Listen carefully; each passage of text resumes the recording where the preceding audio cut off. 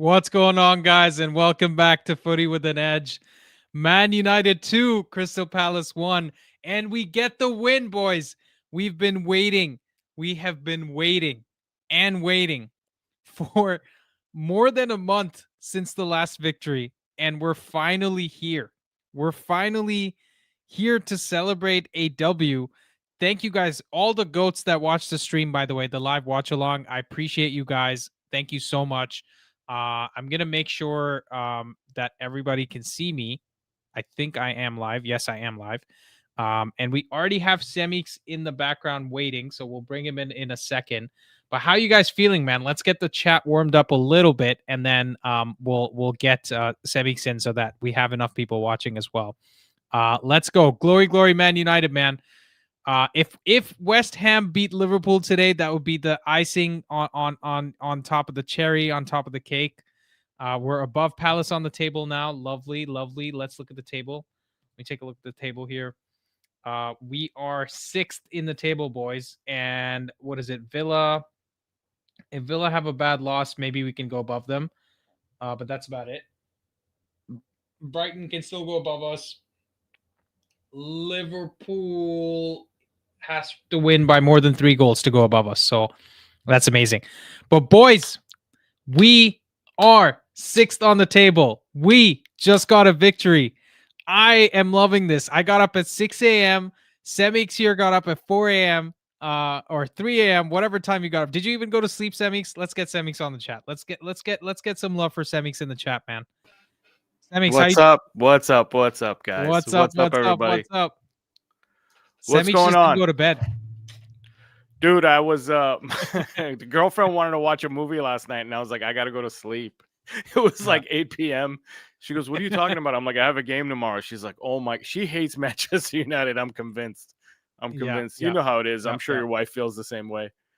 Oh, she's gone from disliking football to now disliking United, and then I'm pretty sure she hates me at this point. Right? So, guys, marriage in the balance here. Okay, that's what we're doing to get these videos out for you guys. But I'm sure when Xerxes scored, I was screaming so loudly that she got up and closed the bedroom door that's next door. So I hope she's not too mad, boys. But you know, that's the price we have to pay. There's not enough insulation in this house for her to not hear it in the next room. Yeah, man. So what can we say about the game, dude? Why don't you tell me a little bit about how you feel about how the flow of that game went? And then we'll talk a little bit about the tactics. Yeah, for sure. Guys, we're doing some live tactical analysis for you. If you checked out our last podcast, by the way, that was on Semix's channel, we did more of the tactical talk, and I enjoyed it a lot, and hopefully we can do some of that here. Guys, we have 180 people watching. Please like the stream. But Semix, to answer your question, for me, the first half was all about intensity.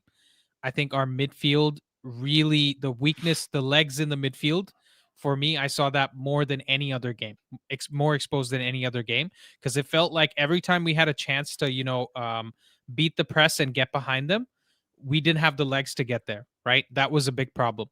I know people were getting on Xerxes' case, and that's totally fair. Like, it's not like he was having a great game in the first half. I'm not just going to do revisionist history, but there were so many cases where, I don't know if you saw that one pass where Mount just fired it into Xerxes' feet, and he was like, what am I? And then Mount apologized.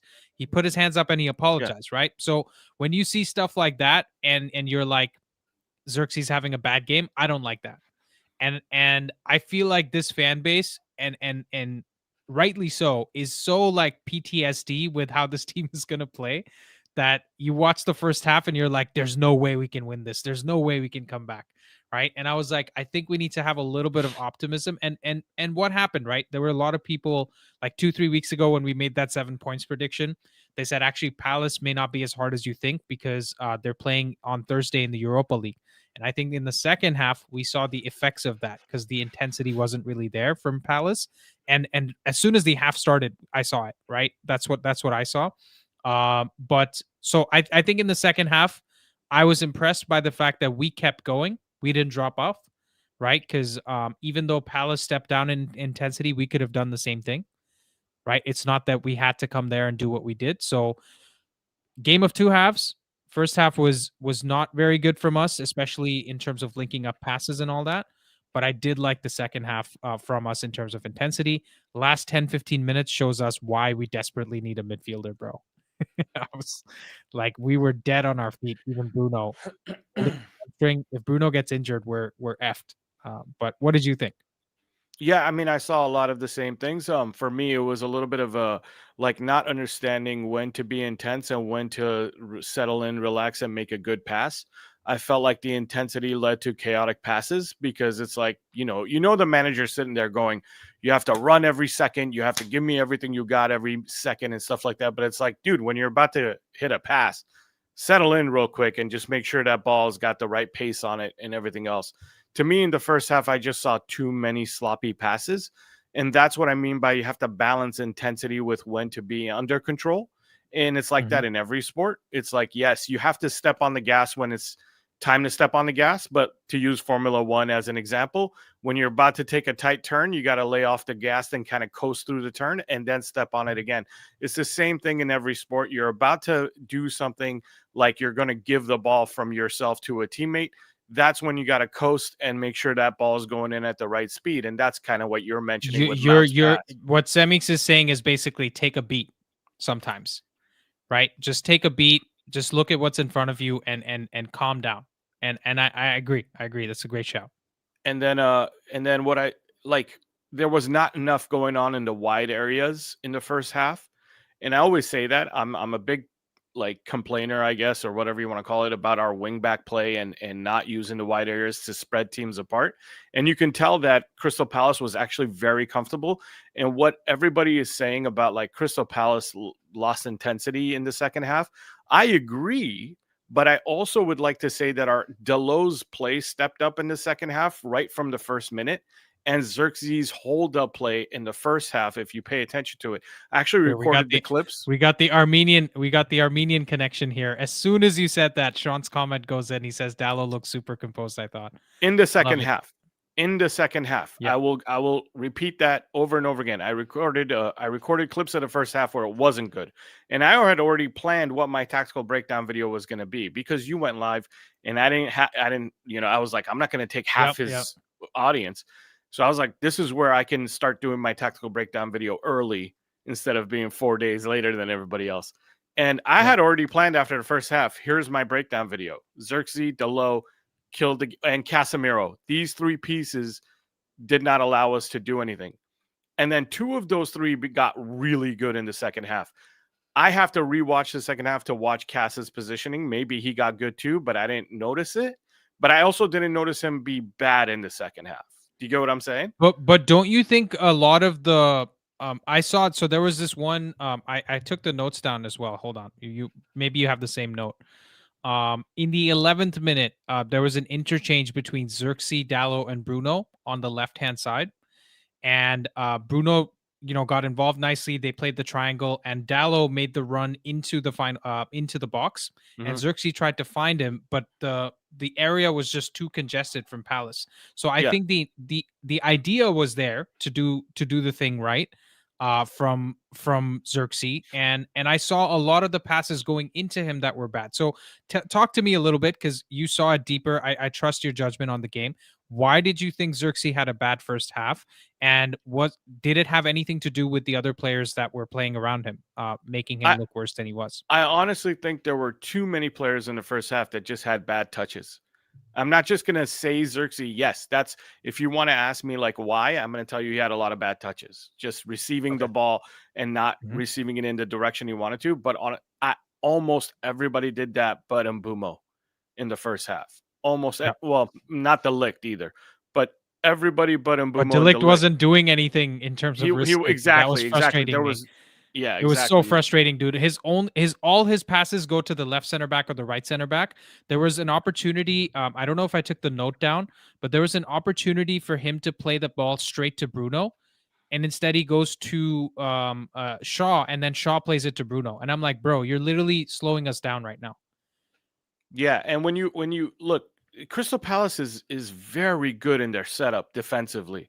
So yeah, like you said, there was a good exchange of passes. We got the triangle working, the lows on the inside, but they had congested that Crystal Palace had congested that area. That's okay, right? Like you just reset, go again, reset, go again. The point, Let me just take the super chat from Tabi. Sorry, yeah. it came in a second ago, and I just didn't pay attention. Tabi says, just finished watching. I was behind due to a busy morning, afternoon. Get in, gonna rewind your stream and watch all the way through. I appreciate, bro. Tabi's on every stream and always showing us the love. So thank you, Tabi. And yeah, I'm buzzing, dude. I'm buzzing. Semix, let's hear about some positives from the second half, because you said the second half we were much Delo's better. wing back play. I don't know where it came from. Look, he still had bad crosses, and he still got a lot to do. But the fact that he was able to advance the ball and keep it stretched wide, he took Crystal Palace players with him. That is so important. That opened up room for players like Xerxes, Mount, and Bruno to be able to do something on that side. So it wasn't all coming down to Mbumo's side. We haven't had that down the left side in a long time. And that to me was the number one reason why, we really got to stretch them open a little bit. But also Xerxes hold up play in the second half. When you rewatch the game, you'll see Xerxes with his back to goal with one touch and then a pass. Whereas in the first half, it was one touch and then a sloppy pass. And that's what I was saying. There were too many sloppy passes. He's not the only one. But I know we said we're going to say something positive, but I have to say this, man. I'm still not too happy about our open play chances. Okay, like both goals were on set pieces. They're both great goals, and set piece goals are a big deal in the Premier League. I get that. But our open play chances, this isn't sustainable. We have to get better. Yeah. I think so. My honest reaction to what you just said there, Semix, is that sometimes we tend to get ahead of ourselves in terms of where this team is, in terms of the progression within AMORIM's philosophy, and also the quality of the squad.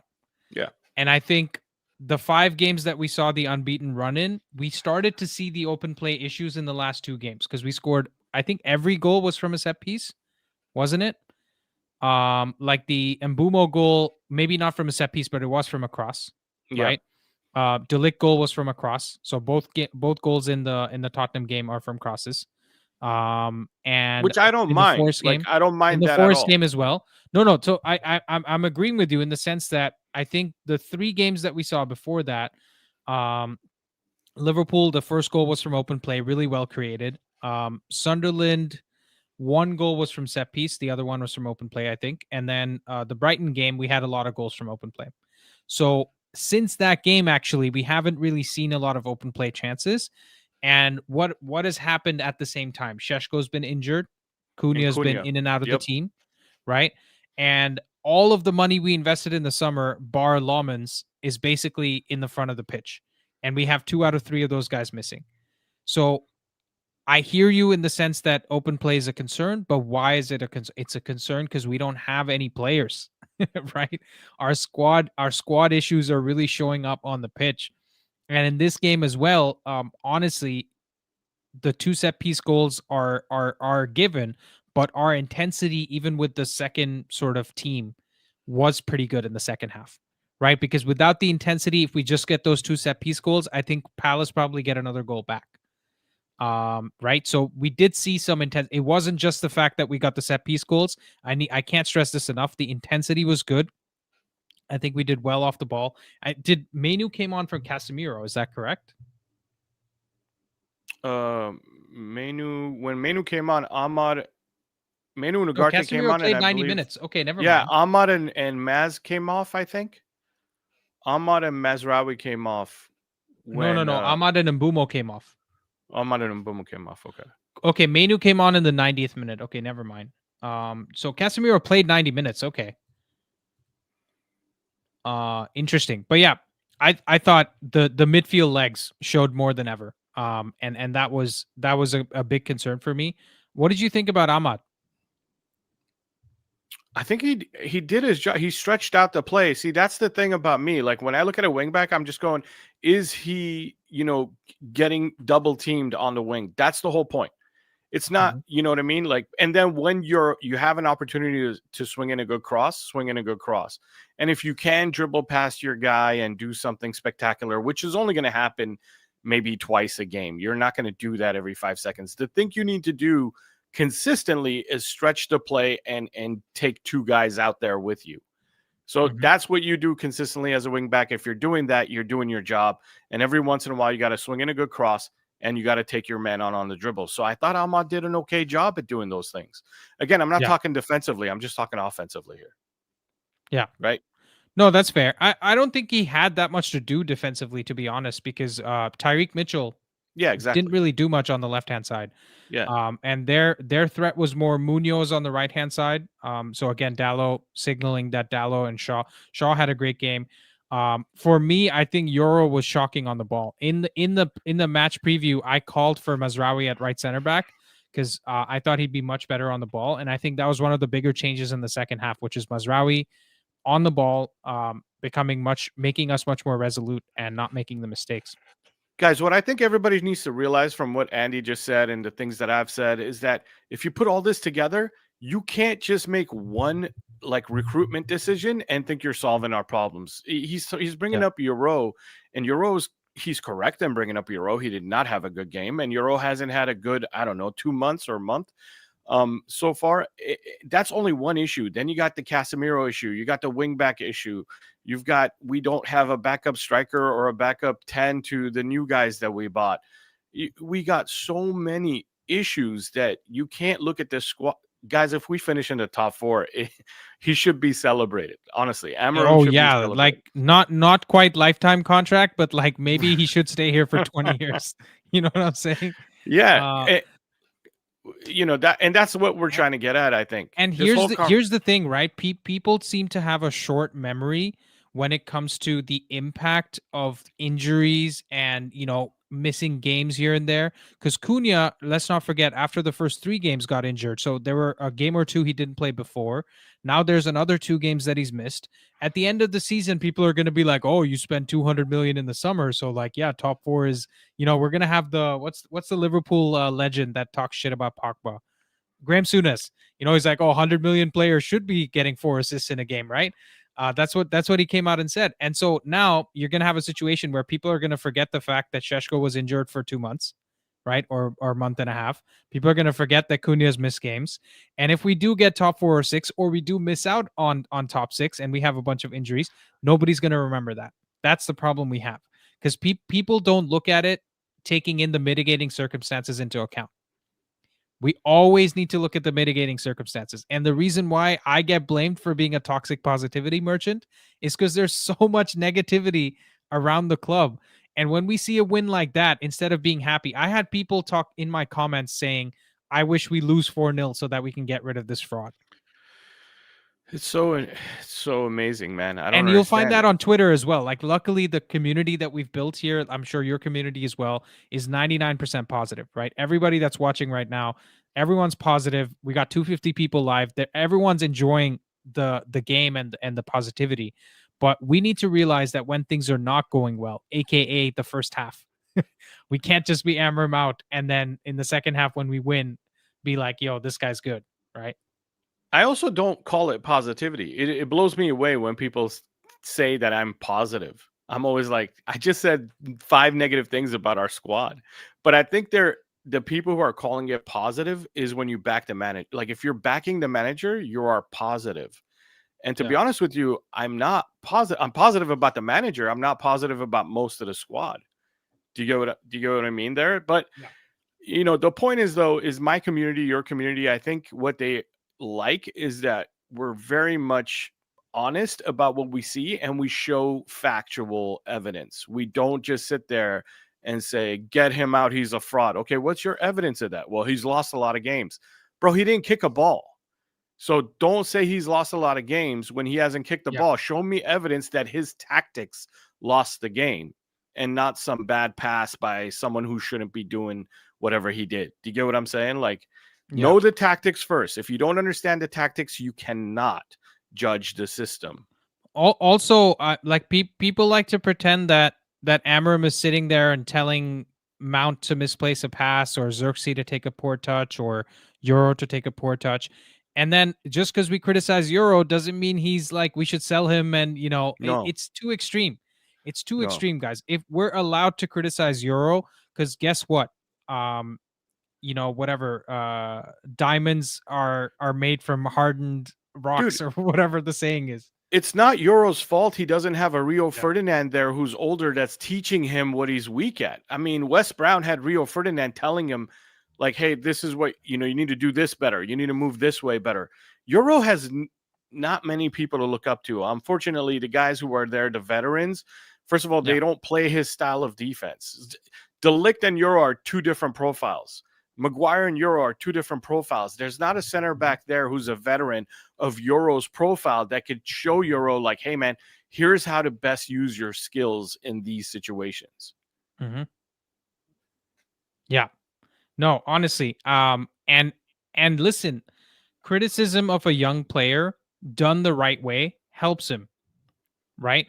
Because if we look at the things that he's not doing well and we call it out, it's just us stating facts. It's not us being negative. Just like Semi said about the positivity thing, it's not us being positive when we say what we're seeing, and it's not us being negative when we say what we're seeing.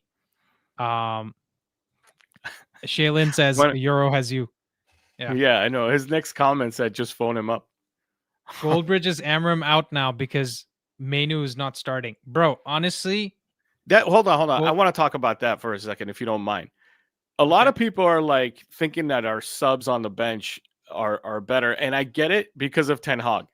Because Ten Hag made the mistake of benching like Ahmad and never playing Ahmad over Anthony. And people go like, see, our coach, our manager didn't play like a good player who was on the bench. Guys, that's not what's happening this time around.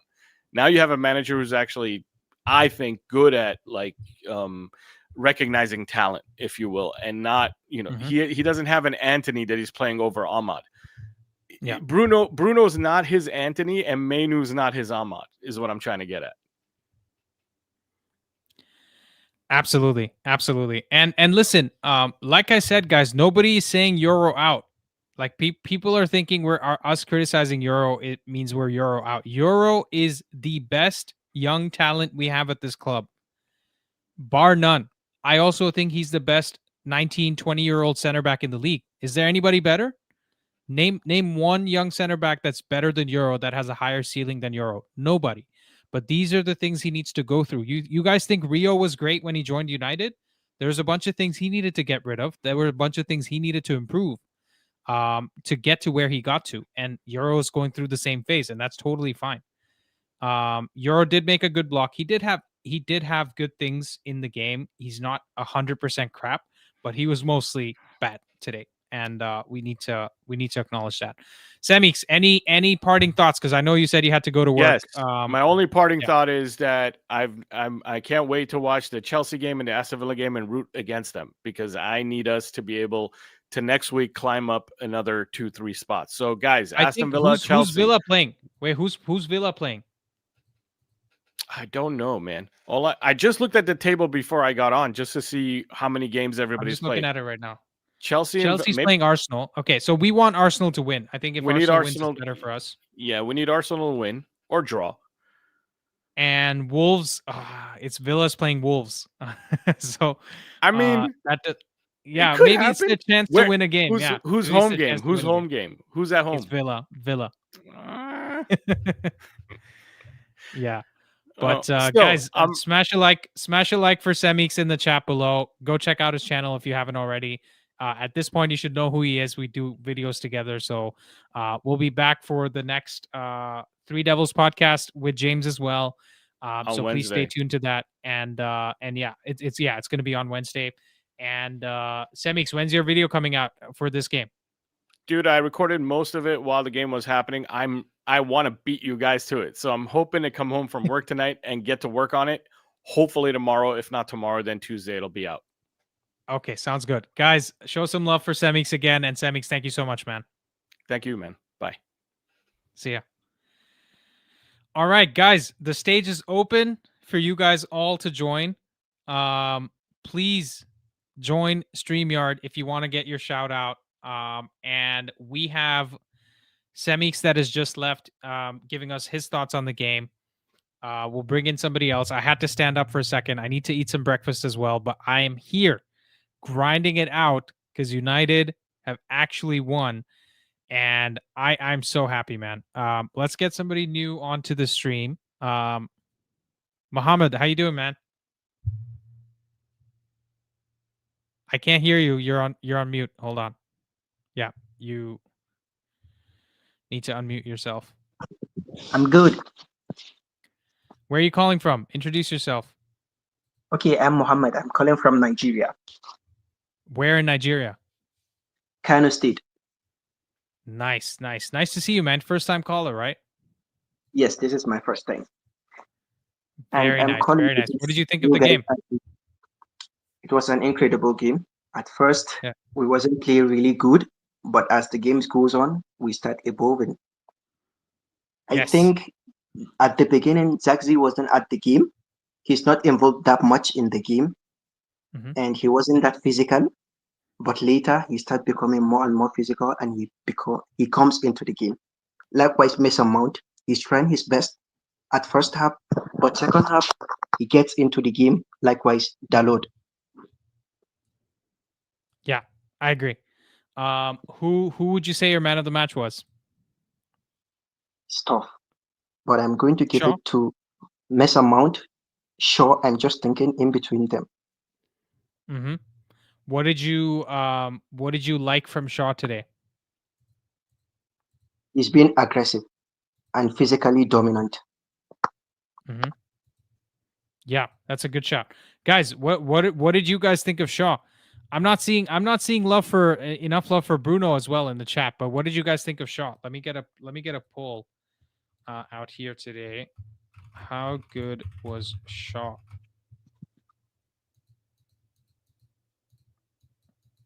Okay, my YouTube is not working. Hold on.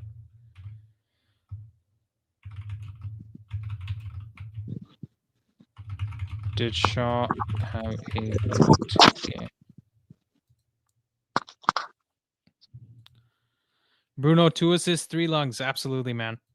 Bruno, my king. Bruno was poor first half. Let's be honest. He was. Everybody was poor first half, though. It's not just Bruno. But there's something. Yeah, go for it, Mohammed. Okay, there is something that I do notice about Bruno. Even though if he's not playing really well in the game, you find him assisting in a game or him scoring a goal. He always come up with this in each and every game we do play. Likewise today. Yeah. He's not in the game that much, but he helps out. He helped with 2 assists, which I'm so very happy because Bruno has been a long servant for the club. So I just really wish the club are going to back the manager to bring so many other players so that Bruno should always get some of his teammates that will make him enjoy Man United more and more. Yeah, absolutely. Great shot, man. Great shot. Other than Shaw, who else do you think had a good game today? Casemiro. Casemiro. Interesting. And what did Mason you Mount, like from Casemiro? the guy, he's everywhere. But I really think Casemiro needs to work on his mental aspect of the game because at times it's like he loses concentration. He don't pass the ball as he's supposed to, as quickly as he's supposed to. At times he delays the ball because there was an instance at first half he needed to pass with his right foot, but he passed it with his left, which makes Ahmad lose the chance. He has to come back, and we have to rebuild. Yeah. First half, his passing wasn't good. That's what I noticed as well. But he played a full 90 minutes. So did Mason Mount, and so I was impressed with that. But yeah, that's some really great shouts, guys. Show some love for Mohammed in the chat. Mohammed, you said your man of the match was Shaw, right? Or was it Mount? Yes. Which one do you select? Yes. Sure, I go Very with Shaw. Very nice. Thank you so much, Mohammed. Please do call in again. That's a great shout. And nice to see you on the channel. Thank you very much. You're the best. Thank you, man. I appreciate it. All right, that's Mohammed from Nigeria, boys. Show some love for Mohammed. Great first call. We'll get some more folks in. Be cool. How you doing? Be cool. Hi, Andy. I'm good. I'm good, especially after I foretold the remontada. At the Yes, halftime, yes. I was the only one still hoping Me that and you, the bro. game would change. Me and Yeah, you. you and Me me. and you. Yeah, Yes. because I think that when I was watching the game, the first half, Palace was very physical. They were Our passing was worse in the first half because they didn't give us any space. When we are trying to execute the pass, they were already in top of us. We had no time to think. We had no time to, and sometimes we are a bit sloppy when we try to do passing first touch. We Hmm. still aren't there. We need to improve that. Yeah. And what I saw was that they were bullying us physically. The ref was allowing that. Yes. There's a foul over Casemiro that the ref Oh, that doesn't was call, horrendous, bro. I was going crazy on the stream. I was going crazy. and then he calls the exact same foul that Casemiro does over a Palace guy. And I don't. It's well, the refs are the refs, but what I was seeing is that they were just physically all over us, and they had the game on Thursday, and they were going to have a time to stop, and that stoppage time would kill their intensity. That's why I was seeing Manchester United come back because when you see a team that is very physical and then they have to stop for a time, it's like imagine that I don't know if you saw the Champions World Cup in the States. There was a game between Chelsea and Benfica that Chelsea was all over Benfica, and the game was around 70 minutes or so. Then the game had to stop due to the weather conditions. After that interruption, Benfica that was being dominated come out and they scored the goal that Yeah. made the team go to the extra time. But that was the question. I was seeing that Palace was going to tire up and they were going to give us the extra time to execute. And when we have that extra time to execute, we have good players. Hmm. Xerxes got better because he doesn't felt the defender on him immediately. Yeah. He could Yeah. think what he was going to do, and that Yeah. was For sure. and also Dalot could go up Be more be times. cool. Be cool. I have a question for you. Where are you calling in from? I'm calling in from Portugal. Portugal. Which city? It's in the Algarve in the south. Very nice. Very nice. And how long have you been following United for? I've been following United for about 5 years, but more attentively the last 5 years. But I've seen United for a long time because Very as nice. you see in my avatar, I'm a bit old. Yeah. Yeah. But what's it called? Are you from Lagos? Lagos, Portugal? No, I'm from Faro, Oh, from which is, Faro. Oh, nice. yeah. Nice. Faro is a very beautiful place. I was almost going to go 2 years ago, but my trip got canceled for some reason. But I would love to go there. There's a direct flight from Toronto to Faro, so maybe someday I'll Uh-huh. come. I'll come see you there. I know it's very Okay. beautiful. The beaches in Faro, from what I hear, are very beautiful. Yeah, the beaches here are nice. It's Yeah, almost like California. yeah, yeah. Very nice. So be cool. Who is your man of the match?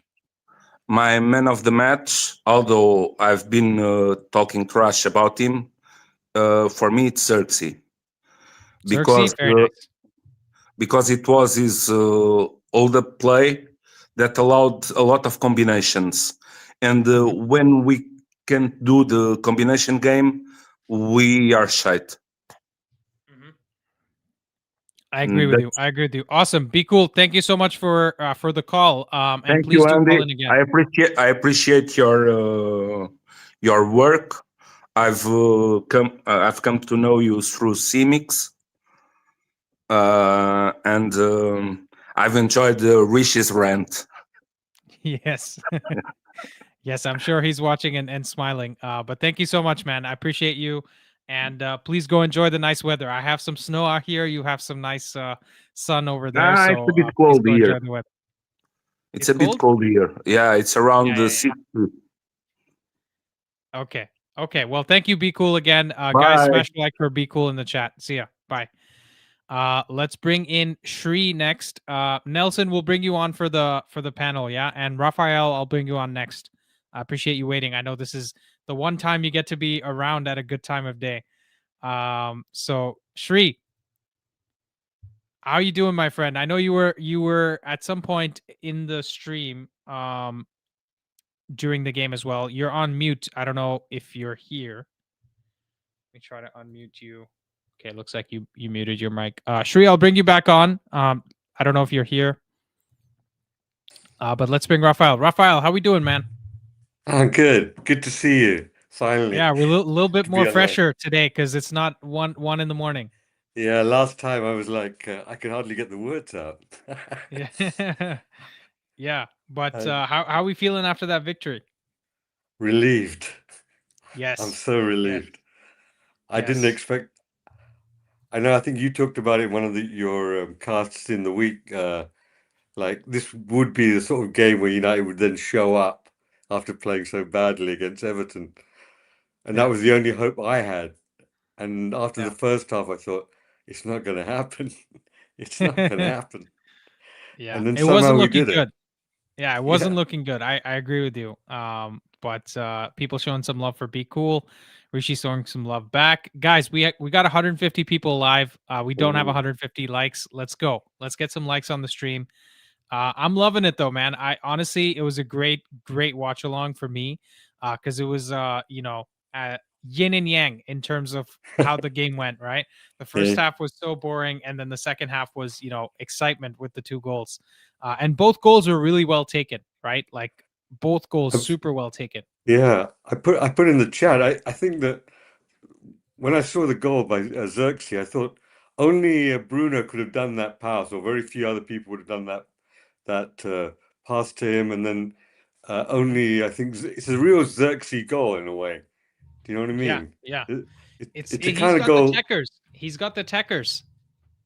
He has. The problem for me is that he just doesn't do it enough.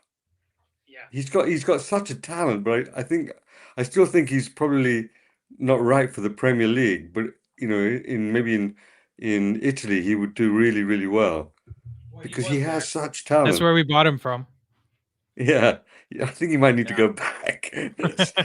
Much as I really like him, but I want to say the thing I wanted to say is that I'm actually really, really positive. I once on one of your previous casts, I said that my prediction was 7th, and I thought that was good. And I think that we have so many problems, and if you look at where we are right now, this season we've had a few bogey teams like Crystal Palace. When we beat Crystal Palace, Liverpool, difficult to beat at Anfield, even though they're in bad form, but we actually got a draw at 2 teams like Tottenham and the performances were bad, but Tottenham and Nottingham Forest, teams again that we're struggling to beat. So if I look at the season overall, I think there's much more there than last year. I mean, the Everton was dreadful. It was really, but sorry. It seemed actually I think I'm really, really positive about where we're going. I just think it's going to be a long haul. Yeah. And I really hope so here's what I liked. Here's what I like what you just said, Raphael. What people need to realize is that when Šeško got injured, some of us were like, oh shit, right? And then Cunha gets injured from something innocuous in training, right? He got a concussion apparently, or he went through concussion protocol, and now he's missed 2 games in a row. And we were really like, oh shit, right? And this game for me was not only us beating a team that's playing the same system, beating a coach that was, let's be honest, twerking for the job, right? Because he would want to take this job over AMORIM any day of the week. And we have Adam Wharton, who was giving his audition. We had Munoz, the right wing back, giving his audition. And if we lost this game, everybody would be out with their pitchforks saying, oh, Glasner plays a better 3 at the back system. He got schooled with his own system. Even though it's 2 completely different systems, people would look at the formation and criticize him. So not only did we overcome all of that, but we did it with our second team effectively, right? Because we didn't have our most important players. If we like Šeško, Cunha missing, that makes a big impact on the team. Dallo didn't play the last few games, so him coming in and playing well is a surprise for us, right? So there's a lot of things that had to go well for us to get this win, and we came out and looked better in the second half. And generally, what do they say? The second half is the manager's half, right? And this season, the manager's half hasn't been going well because we've been losing in the second half. But guys, have you paid attention? This was a game we came back in the second half and won. Okay, so look at how many things have changed in this one game alone. We've beaten a coach that we thought was better than our coach.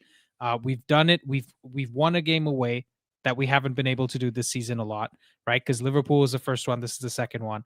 And now we have come out in the second half and shown a better performance in the first half. And we went down 1 goal to come back, right? Because we go goal ahead and then we win.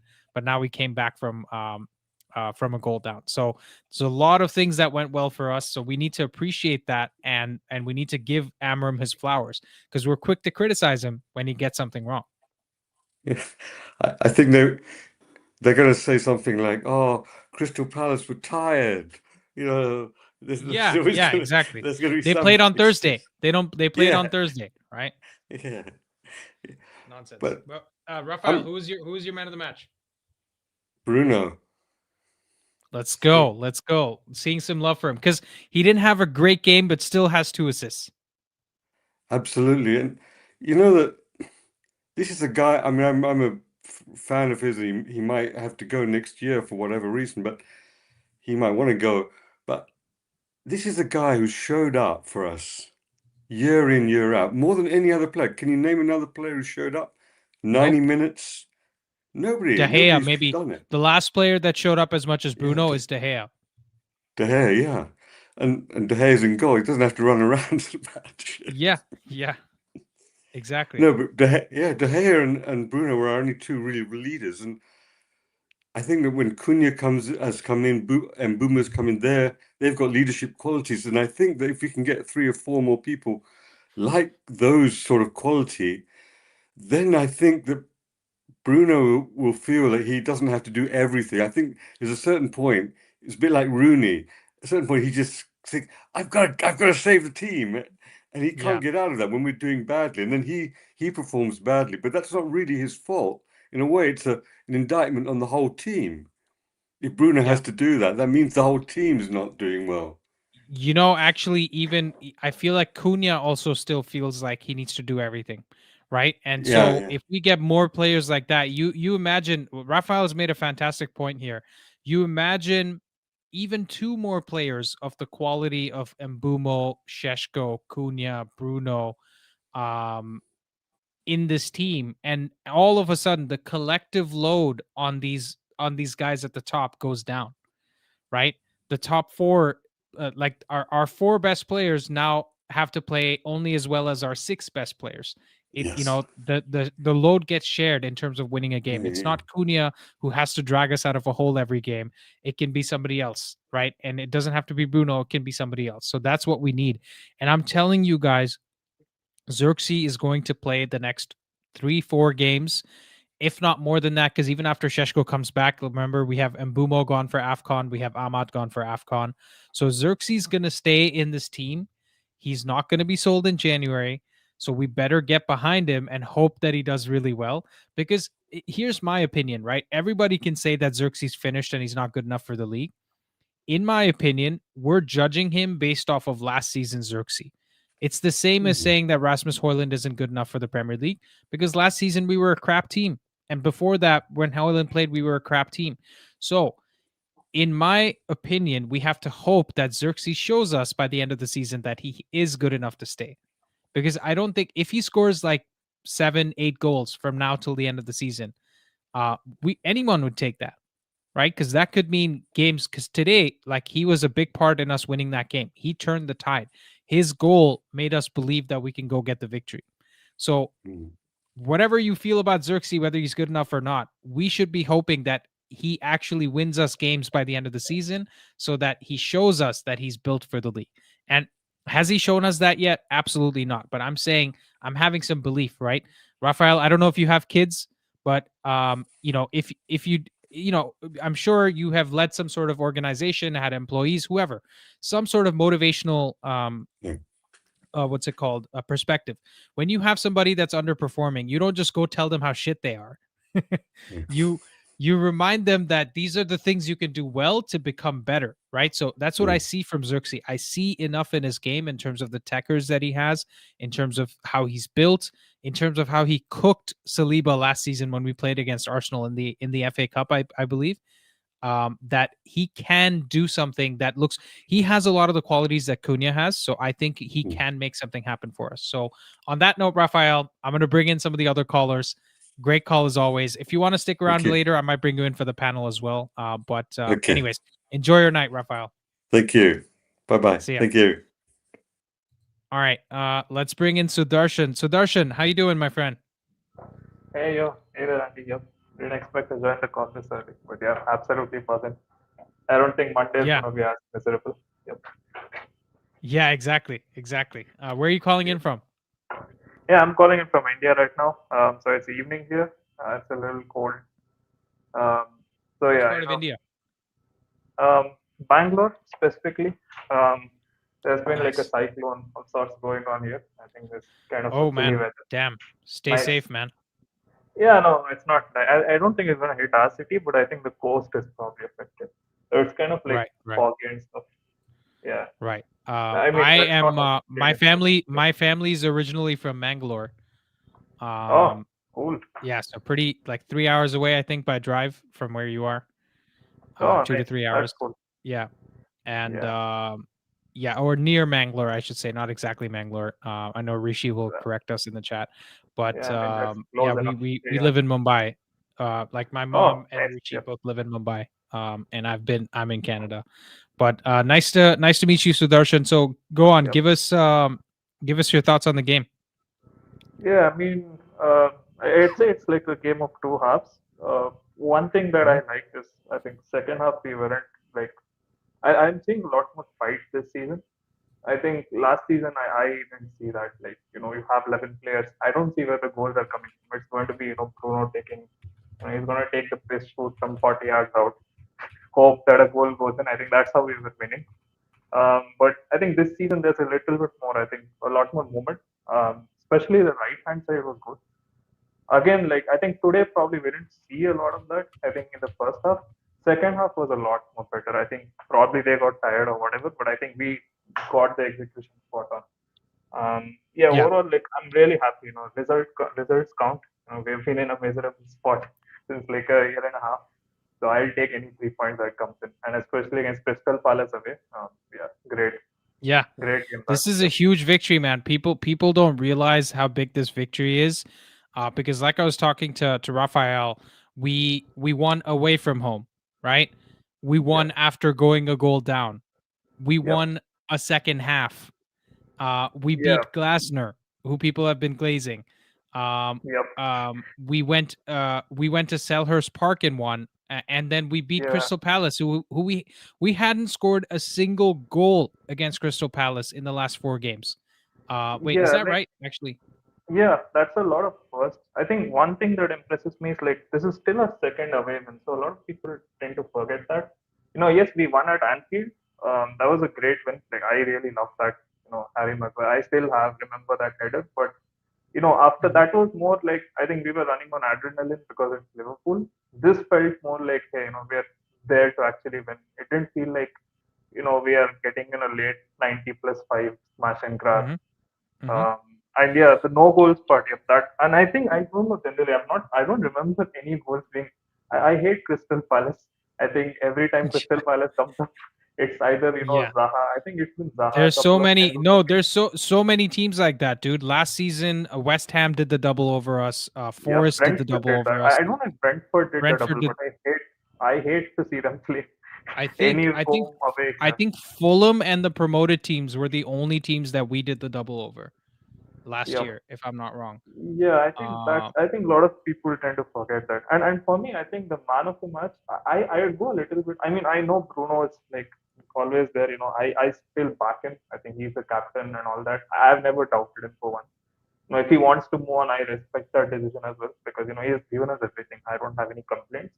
But today, I think if you take Bruno out, I think Luke Shaw was particularly kind of good. I don't know if I don't know if you feel that way, but he's No, I actually agree. I agree. I called it in my match preview. I said that what's gonna be really telling is how aggressive our center backs are today. And you could say Luke Shaw was the best center back easily, right? He had 13 defensive contributions, and he was very aggressive today, right? Because I said which Shaw comes out into the game is what matters. Like sometimes you see Shaw come out and he looks like he's had a few burgers before the game started, right? And then today he looked like he was really, really fit and really on it and really sharp. Yeah. I think he's I appreciated that. Like Eric Bailly too felt that way. Like he used to be incredible when he actually defends like with his head on, but sometimes he just switches off that. I mean, most of the time he didn't have his head on because he was reckless. Yeah. But Eric Bailly, in terms of aggressiveness, was one of the most aggressive center backs we ever saw play for United, right? I think I'm seeing shades of that in Luke Shaw. But I still think, I'm kind of scared of the wing backs. Occasionally, I'm like, okay, when do these guys switch off? I think that's the thing. Every time you come into a game, you feel, okay, who's going to switch off today?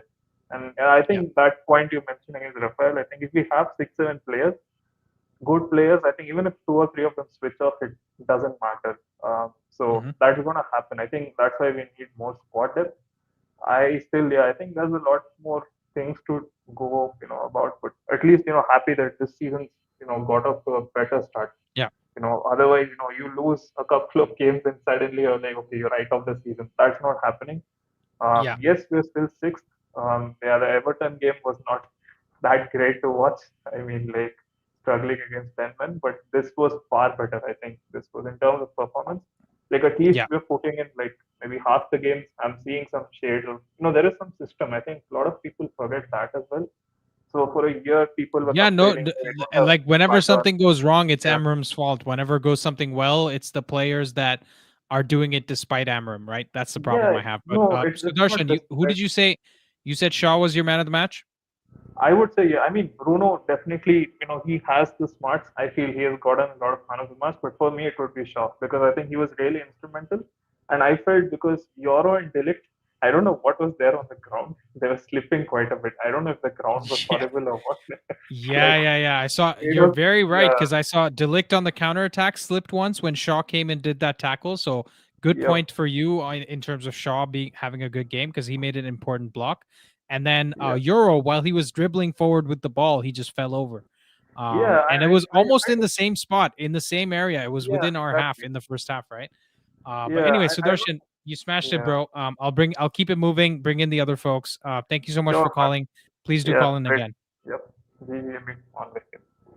All right. Cool. Sean, I see you in the backstage, bro. Let me bring in one or two more guys, and I'll bring in you and Nelson together, okay? Because we have some we need to grill Nelson on this results, and hear what he has to say. Ankit, how you doing, my friend? Hey, I'm doing pretty well. How are you? I am well, thanks. Where are you calling in from? I'm actually in Toronto, Canada, just like you. Nice, dude. Those, I'm not gonna lie, the cabinets behind you look very similar. Are you in my living room right now? Do I need to go downstairs and take a look? perhaps. But where are you in Toronto? I'm actually in Etobicoke. Nice. That's awesome. I'm like in York, basically, not North York, so just at the edge of Toronto. But very nice to see you. It's your first time calling, right? I don't recall you calling before. Yeah, it's my first time calling, and I do want to kind of disclose that I have been following you since like you had less than 10K followers, but Wow, very nice. I I kind of felt bad that you kind of left for like those 18 months. I was like, you had Yes. a really good run, and then suddenly, I don't know why I felt like, yeah, I did feel like the whole Ten Hag situation was really bad, and maybe that was affecting negatively, and that's why you weren't there during that time. Um, but I'm Well, glad that so you're here. I'll tell you Yeah, what happened, right? I yeah, got married last year. That was the yeah, primary reason I took a break from the channel. That was 18 months ago, so March or so, last year. And then when I came back in September, you're right, Ten Hag did get sacked, but I also had some issues with YouTube. Like I yeah. got a copyright strike on the channel, and motivation was low because Ten Hag got sacked at the same time. And then I had work and some other things come up. That's why I went off. But hey, we're here. We're here back again, and I appreciate that you weren't happy with me leaving the channel, but we're back, and yeah, maybe we can, maybe I could buy you a beer sometime if we watch the game together at the Matty. Oh, Because I don't know if you've always. ever been there to watch a United game. I've never been there myself because I prefer watching it at home. But one of these games we'll go there. We'll have Marcus join us as well. And Absolutely. maybe we can get Nelson to come take the trip from St. Catharines down to Toronto and watch it with us. Yeah, absolutely. That sounds like a plan for sure. Yeah. Go on. Tell us about your thoughts on the game. Okay, so I think the first half was underwhelming, but I don't think it was as bad as people pictured it to be. I do think, and this is my opinion on how things were. I do think that there were two factors that were affecting United. One being the pitch being slippery, and second being the sunlight. I think United not being very used to playing in that area, playing at that time, did play a factor, and there was a little bit of adjustment for that reason. Mm-hmm. They whenever they would pass, it would either be underwhelming or it would be too powerful, and that would affect players in the front. And that's why there are a lot of balls that it would just bounce right off of Xerxes because the control wasn't there. Not to say that they were not all of them are not playing badly. I think there was a very underwhelming first half in that situation, but they did get into the game coming forward. And the second half kind of showed that they were getting into the game. I know a lot of people would say that maybe Crystal Palace was starting to get tired, but like, look, I think United were on it. I think they did need an adjustment period, and they got it. Mm-hmm. Yeah. No, I agree. And what I liked was, again, I've said this a lot now, so I might be sounding like a broken record, but the thing I like the most is we did a lot of things that we're not known to do this Right. season. We went against a lot of the patterns that we've been showing, which is we've been good in the first half, bad in the second half. What did we do in this game? We were bad in the first half. We were good in the second half, right? Ideally, we're good in both halves moving forward, but at least we saw something in the second half that showed me that we could do something moving forward. And I think, to be fair to Nelson, he was on the same page with me on this when we were talking about this game in like throughout the week, that if we go win this game, we will have seen something that we haven't seen before.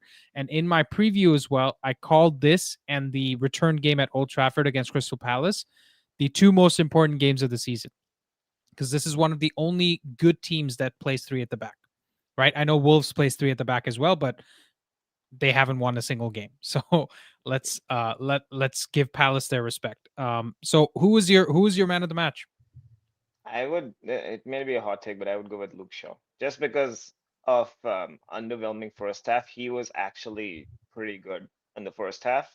And he slowly faded in the second half just because we were starting to kick to the next gear. But if I would look at all 11 players, everybody were blowing hot and cold throughout the game, but Luke Shaw wasn't. I think Mhm. he was consistent. And Yeah. him and surprisingly Davo. So I figured Luke Shaw did have a better game than him. So I would go with him. I would have That's not a given hot Bruno take as well. though. Like we have Yeah. a lot of people have called out Shaw's good game. In fact, he had I know Nketiah is not the best player in the world, but there was a nice block from Luke Shaw when De Ligt fell over, because you mentioned the slipping part as well. De Ligt just fell over, and I don't think it was his best game. I think for me, something that more people need to be talking about is how bad De Ligt is on the ball. It's Yes. really costing us, right? He can't make one forward pass, like not one pass. Zishi, I see you coming in and out of the stream. I can bring you on next if you're still here. But yeah, Ankit, great shout, man. I will promise I'm not going anywhere this time. I'm gonna stay here and I'll make it up to you. I'll see you at somewhere in person one day, because we're both in Toronto.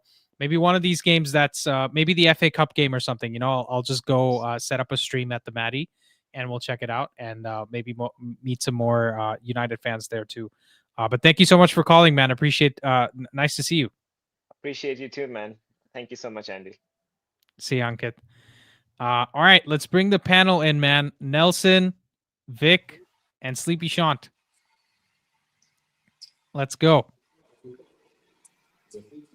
It's still 7 a.m. for Shant. That was when I started watching this game, so that's nuts.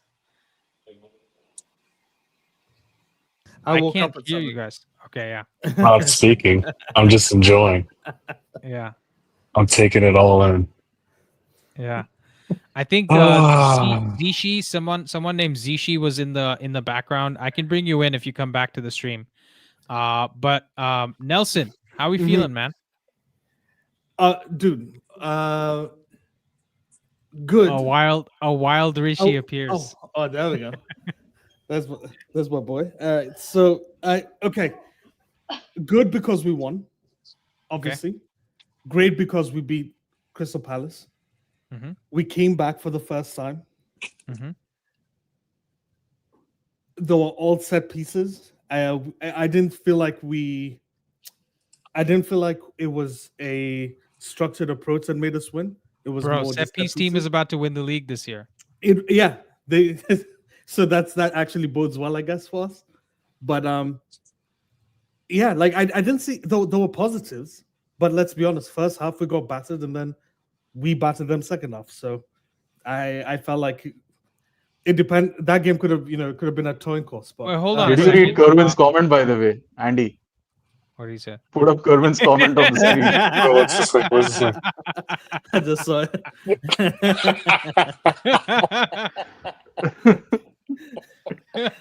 Yeah, what have you guys seen? Is it the there's this song that I'm thinking in my head. Is it from the old Mission Impossible movies where there's someone's breaking into the and there's like a European song in the background? I forget. There's the scene with the lasers where that guy's trying to break through. Yeah. Is it Mission Impossible? I forget. No. You're talking about. No, that's Ocean's 12. That's Ocean's 12. Yes. That's the one. That's the one. Oh, okay. I believe the song was called Te Alamente. If I'm Te not wrong. Alamente. You're right. You're actually right. There we go. That's what's playing. That's what's playing for. He's on the run. It's not Sleepy Shant. It's Guilty Shant today. Yeah. Exactly. This is gold, man. And how nice is it that it's Kerwin that comes up with that after after the shade that was thrown in Discord yesterday? I can't wait for that. Dude, I can't wait for Thursday. Dude, we're gonna have the footy fan debate this Thursday, guys. Yeah. I'm telling you. You know what? This thing that Sleepy sucks. Sean for that. Here's the thing that sucks. My POV or my take is so shitted on by today's game because Wharton did not look good. No, Wharton looked horrible. I actually thought that was. Honestly, the Anderson shot looks stronger and stronger. But here's the thing, though, Nelson. I still like Wharton. So, like, I think my argument he didn't look horrible today. No, hold on. He didn't look horrible. No, yeah. He didn't look great, but he didn't look horrible. Yeah. I think it's more so like the potential that we appropriate towards Baleba in terms of that type of estimation. We should be placing that on Wharton, whereas we've already like gone to that with a player that just hasn't shown that. But I want to hear Vic. I want to hear Rishi. I'm still working on some memes in the background, so just give me a second. Vic, what did you think about the game? Oh man, what do I think about this being on this chat amongst the all stars of this pod? You're an all-star too, man. Oh boy. You're pretty much if the cops show up, you know why. Why is that? Well, Sean obviously stole Oh. something. Yeah, You're an you Stole our accomplice. hearts with that damn good interface today. Yeah, that's true. Yeah, yeah. Some W's, guys. Some W's for Sean. He's not just sleepy because it's 7 a.m. He's sleepy because he was working on the interface. Up that I until had for the live stream. 2:30 this morning, and then I fell asleep. Woke up at 4:15. I said, "Oh shit, we're playing." So then, yeah, I had no sleep. But still, I think it looked good. But wait, does anyone actually think we played well? Because I'm seeing some Actually, people think we did. in You the think I second think half? I In the think second I half, think yeah. second half. second half? Okay. But I also Yeah. I didn't see the first 20 minutes. So I can't really- I will also tell you So guys, most of the game was good for Sean.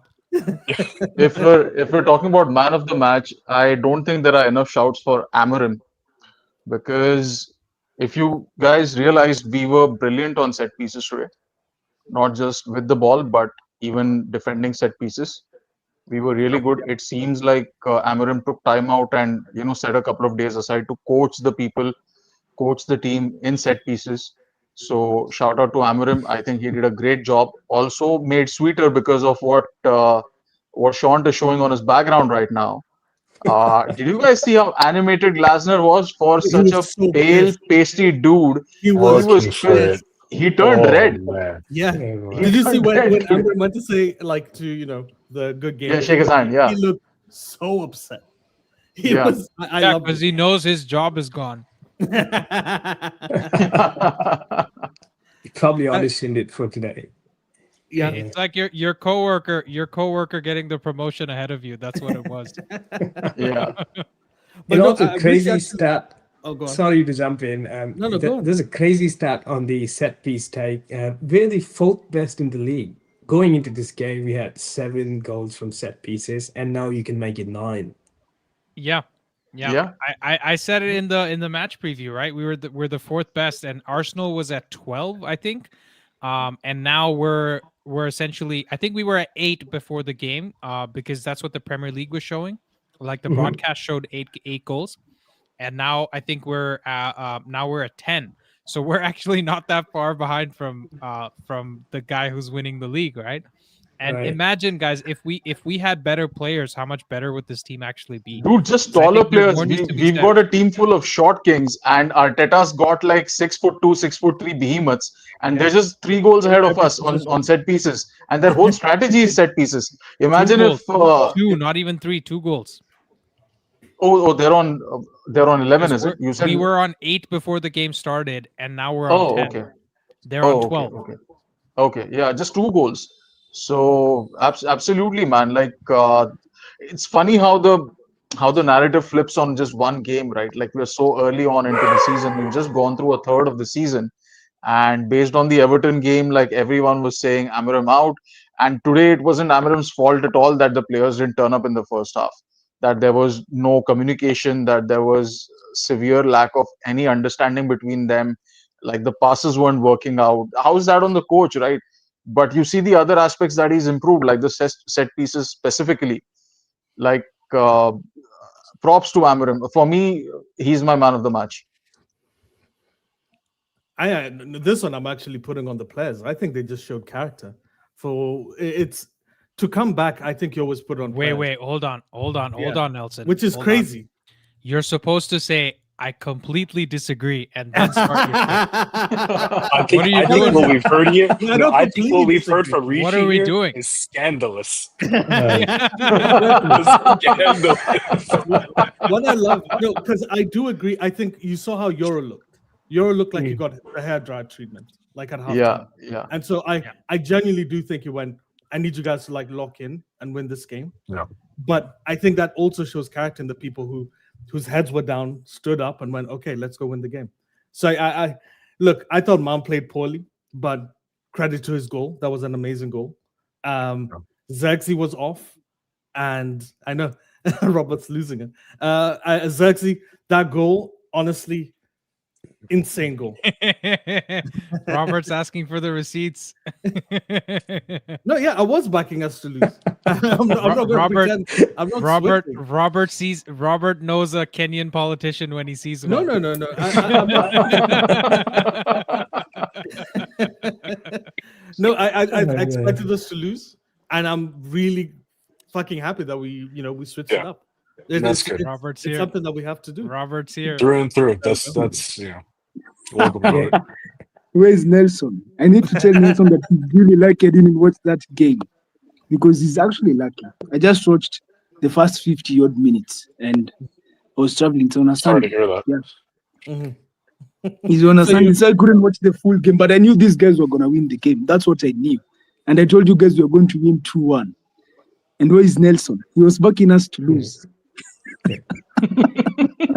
I said, like, I'm gonna be honest, and I because you obviously watched the first bad half. I think if you watch the first half and you went, we were gonna win that game, that's impressive. Because actually, I'll be honest, that first half is not as bad as you guys are making it. It's just that we considered a penalty. It's just that we considered a goal. Yeah. If you ended the first half 0-0. I didn't find anything that we also Palace had our was doing. chances.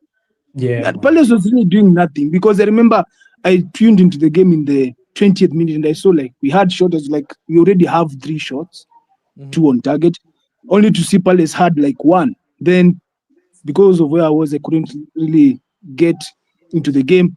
All of a sudden they have a penalty and I receive a notification from FootMob that they have scored a penalty. And I was like, how?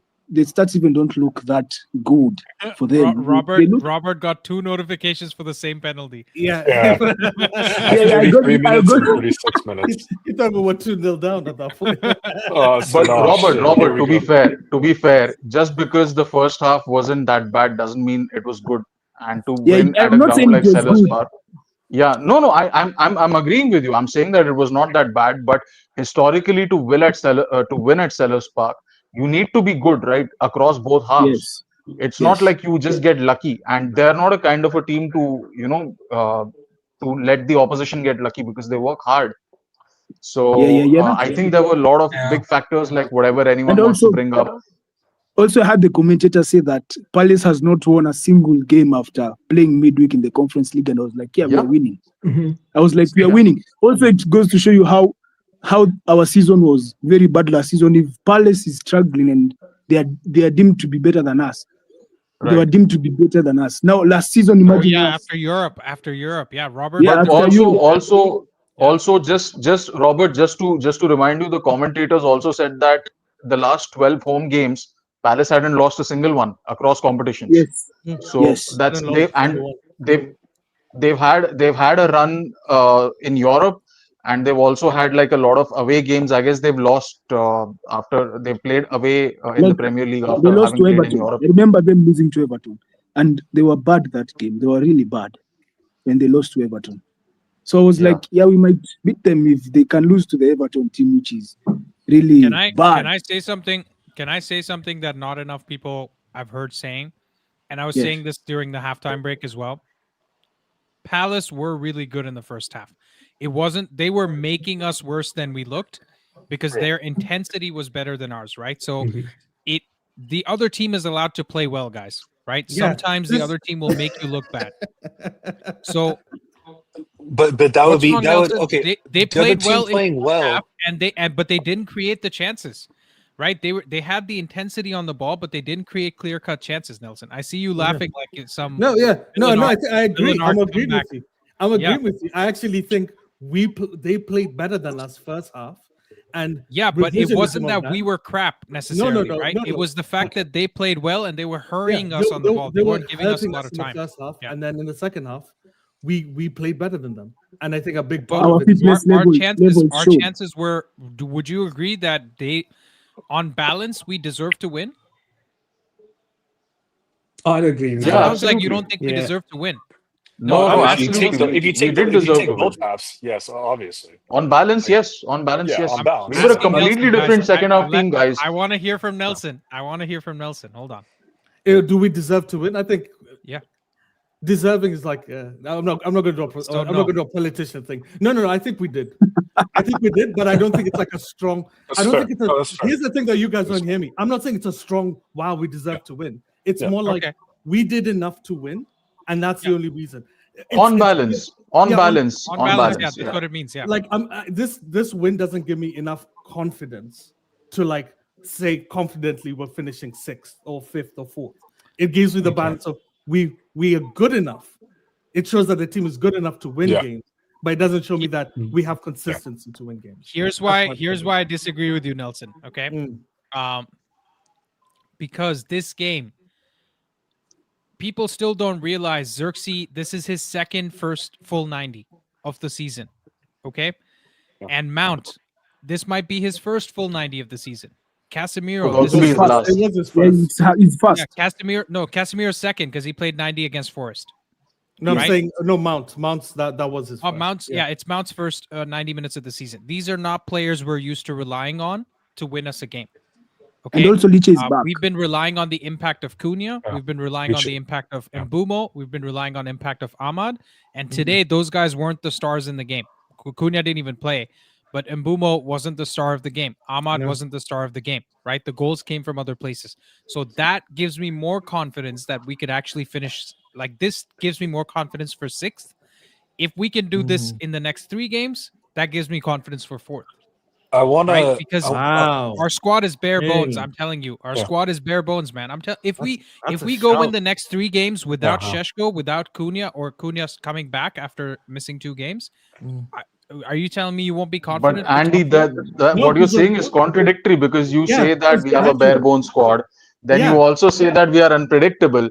Now all Yeah. those things combined, you can't really predict anything. well, No. I'm Injuries, saying well, if no, we no, see, no. I'm saying anything if could we happen. see, I'm saying if we, based on evidence that we saw today, Yeah. I think I can see us making it into the top 6.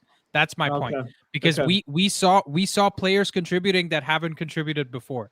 So I'm making a projection based on what we've seen today and the fact that this is something we haven't seen before. So this was new evidence for me today that we could keep up the intensity with the players that we had on the pitch.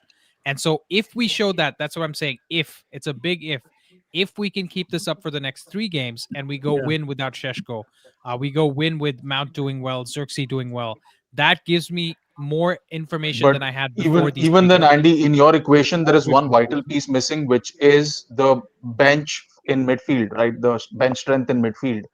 That is a huge piece of the equation that's missing. Because even if we continue this for 5 games, we don't go and get someone who's suitable in January, right? There's no Bruno was out of it. He was Dude, running Bruno on was- fumes. You could tell He was running holding on his hamstring. fumes.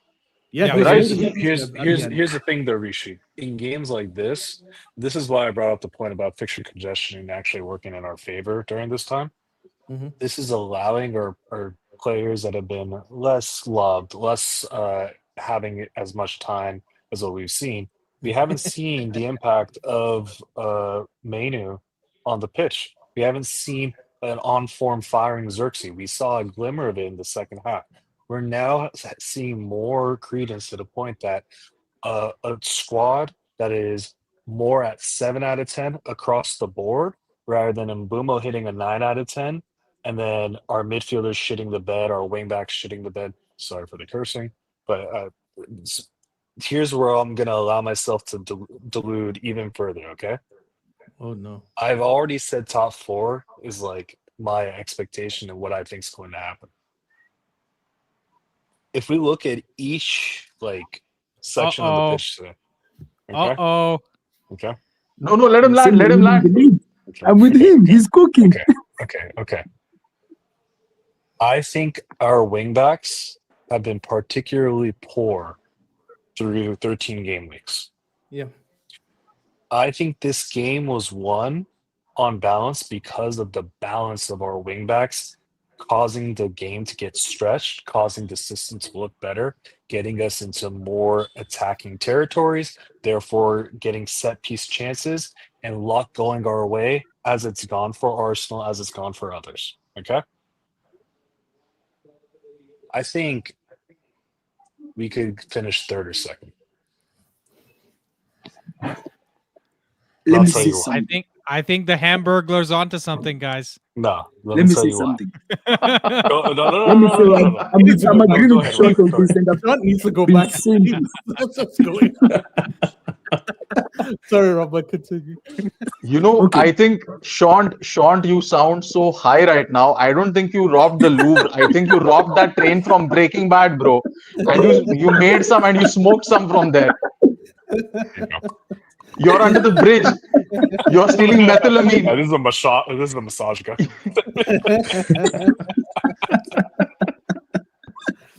Shaylin, give us your thoughts, bro. Good. Let Shaylin cook. He agrees with Sean. He was clapping. Yeah. No, I mean, I think we can beat any team in the league. Yep. You know, and we have some winnable fixtures. I told you, right? We'll get 12 points. We've got 3. We've only got 9 more to go. Oh yeah, you did predict the 4. So did by the way, let's give some credit to Sean here. Yeah. His prediction is still active for It's the still 12 active. points. And my I game prediction predicted was 2. I 11. said 2-1. Andy, I said our 2-1. 7-point prediction is still active too. So where do you stand on that? That's true. Honestly, I'm not going to change my prediction just because of that game to game. Yeah. I think if we win the next game, then there might be a question of us saying, do I change my prediction from 7 points? Because for me, listen, I'm telling you guys, us beating West Ham. Let's see, West Ham and Liverpool. Okay, Liverpool just scored. Great. I was just going to make a point about how they're 0-0 against Liverpool. But yeah, Isak just scored. And, fair enough. 140 million per goal, right? Is that his first goal in the Premier League? Yeah. Yes. Yeah. Yeah. First goal. Yeah. Yeah, that's Good a good return. price, right? Is that Very the good going return. rate in the Premier League for goals? Anyways. Yeah, so listen, West Ham is going to be a tough game. And if we beat West Ham, let's not forget Nuno got Nottingham Forest's first win at Old Trafford since 1968 or 69 last season. This West Ham team isn't as bad as they look on the table. So us beating West Ham will be, again, more evidence of us doing well against a team that doesn't want the ball. Yep. Right? Also, and I don't Andy, care if it's 2 set piece goals again. I just want the win. And set And pieces, let's not forget, are the coach gets credit for those. I want to just say one thing in terms of the differences of this year versus last year, in years where I would say we'd just go, oh shit, here we go again. The wins that we're having this year are more impressive than the disappointments of the losses. And I know we've had some really grim losses, no pun intended. But the streaks that we're breaking and the resiliency that we're showing is more indicative of a squad that's coming together, that if things are firing, that you can be the flat track bully and take care of the lower 10 teams. We've shown we can beat we've literally shown we can beat any team in the league. We could have beaten Arsenal in the first game. We've beaten teams that were holding second position in the league. We've beaten, Chelsea, we beat Chelsea. I mean, we beat Liverpool, who at that time still had that aura about them. Now, in retrospect, not looking so impressive. But yeah, stinking up the place. That's the Also, aura you smelled. what I want to say about that short point about the wins being more impressive is that I think this is a season where we are beating all the boogie teams and all the boogie managers. So I think we can still find a way to beat Nuno and West Ham. So that's what I think. Because you look, we beat Brighton, who we hadn't beaten for the last, is it 3-4 years? We beat Liverpool at Anfield, where we hadn't won for the last 9 years. Then who else did we beat? Palace, who we hadn't yet. We hadn't won at Selhurst Park for the last, is it 5 years? Because I remember the last time we won at Selhurst.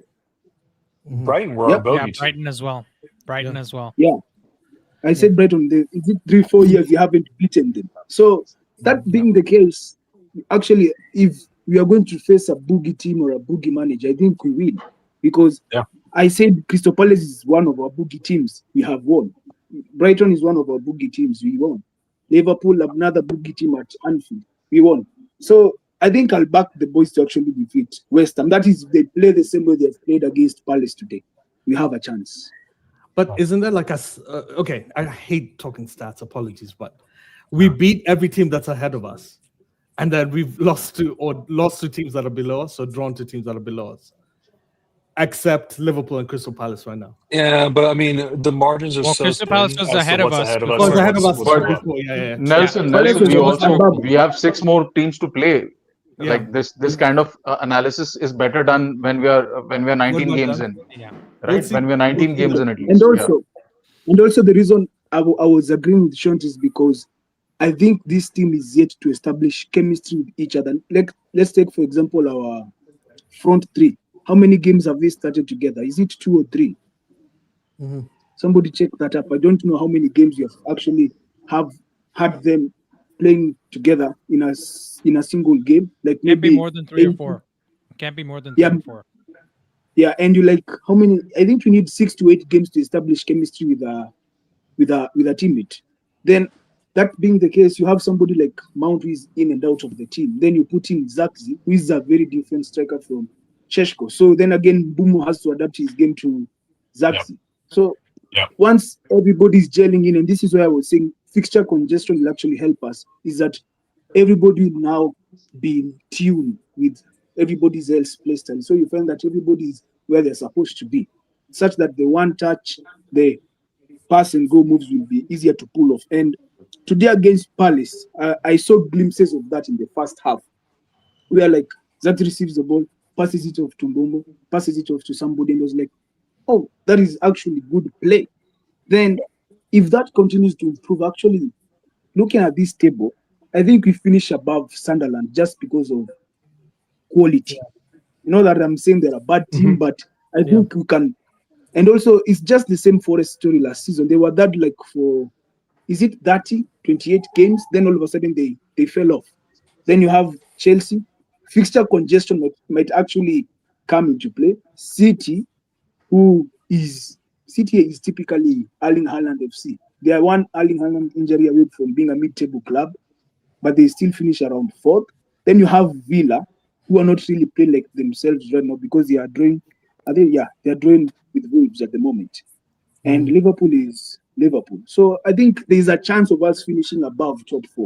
There is a chance. There is a chance. And also, while even maybe winning the league. Brother, maybe I need to go back to Kenya and like drink the same Hold on. water you're drinking, bro.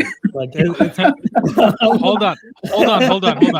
Nelson, before you go, I do want to say something. I think so.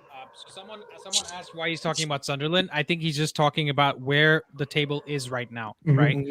Because you can say Sunderland is a crap team and we shouldn't respect them, but Hey, they could for be an Forest from underperforming last team- season. yeah, they're good. Yeah, and for an underperforming team, no, I don't think Forest was underperforming as much as Sunderland, though. Did Sunderland not trouble one of the big teams, Arsenal or City? What's that?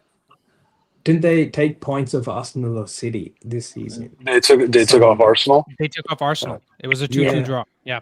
So, but when you look at their expected points, right, their underlying stats, Sunderland are massively overperforming. But I'll tell you 2 other teams that should be doing better but aren't. Number 1, Tottenham. Number 2, Liverpool. Number 3, Aston Villa. Yeah. These 3 teams are massively overperforming their underlying stats. You look at Aston Villa, guys, they are crap. They're not creating any chances. They should be in relegation. They should be, they're that tier. Let me just look at it. They're Don't say that. And even the I've got eye test too. I've got 2 Aston Villa players. No. Hold on. Villa are 17th in the league for expected points, but they're sitting 5th on the table right now. Go check it out. 17th. They've created 11 or 12 XG. They've scored 15 goals from 12 XG, and they should have conceded 18 goals, but they've only conceded 11. So their defense is overperforming. Their attack is overperforming. That's not going to That bodes well for us because it's going to even out by the time we face them, and they're going to have a lot of chances but not score. And we're gonna dominate, like we're gonna win well against them. Yeah. No, but Rishi, so that's my too point logical. being, That means we'll lose. yeah, but No, but I think Rishi's when- right. We haven't So- beaten a team by a massive margin as of late, and Aston Villa seems like. other than the Brighton game where we were like 3-0 up, Yeah. We haven't really scored a lot of goals, But but that's kind of my I'm sorry. point, right? I think. Sorry, Shaylin. Just one small thing here.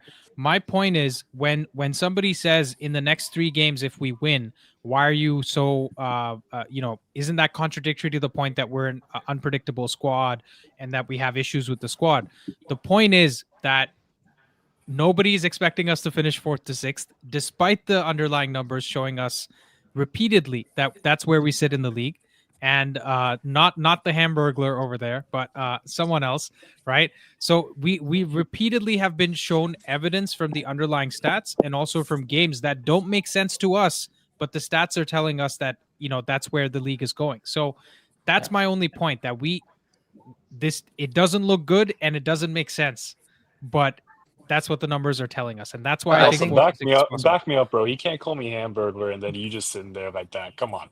Well, Come on, I went shoveling. That's why you see my hoodie back there. I don't know what actions you were doing, but yeah, I was doing hard labor this morning. I was doing tech support live.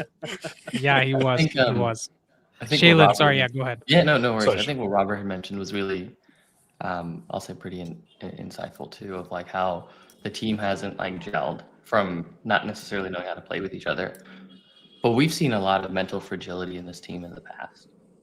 Yeah. And I think that like as of late, some of the results that have been coming up, there's still this element of, do they fully trust each other in these different types of situations? Which is why I think this result is so big for us, because it speaks to that mental strength of the team, that we don't need Acuna as well as a Seshko to be able to come back from behind. We can do it with some of the players that were there in the past, because they see feedback, or I guess they read the comments online of not only themselves, but they've also heard it of like other players, right?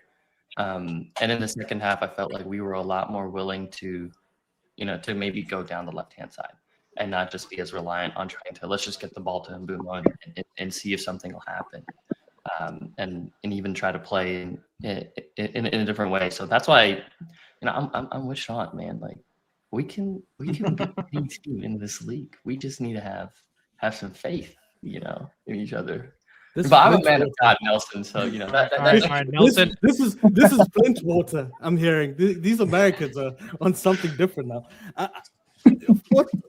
If we finish 4th place, boys, like I would be so. Nelson's retiring. Like, and not only that, like AMORIM should just be given them a massive contract. Statue, guys. Yeah, AMORIM statue outside Old Trafford. Here's the issue, though, Nelson. Every time you say if this then that, when this happens, that doesn't happen. You always say, which is good. That so it bodes well for you guys. Like dude, you can't. Listen, you're just like you're such a tease when it comes to like admitting anything. You're just like you never give us the full throated like, you know what? No, okay. No, my full throated is I don't. First of all, that's a sentence. Pause. Say. Yeah, go ahead.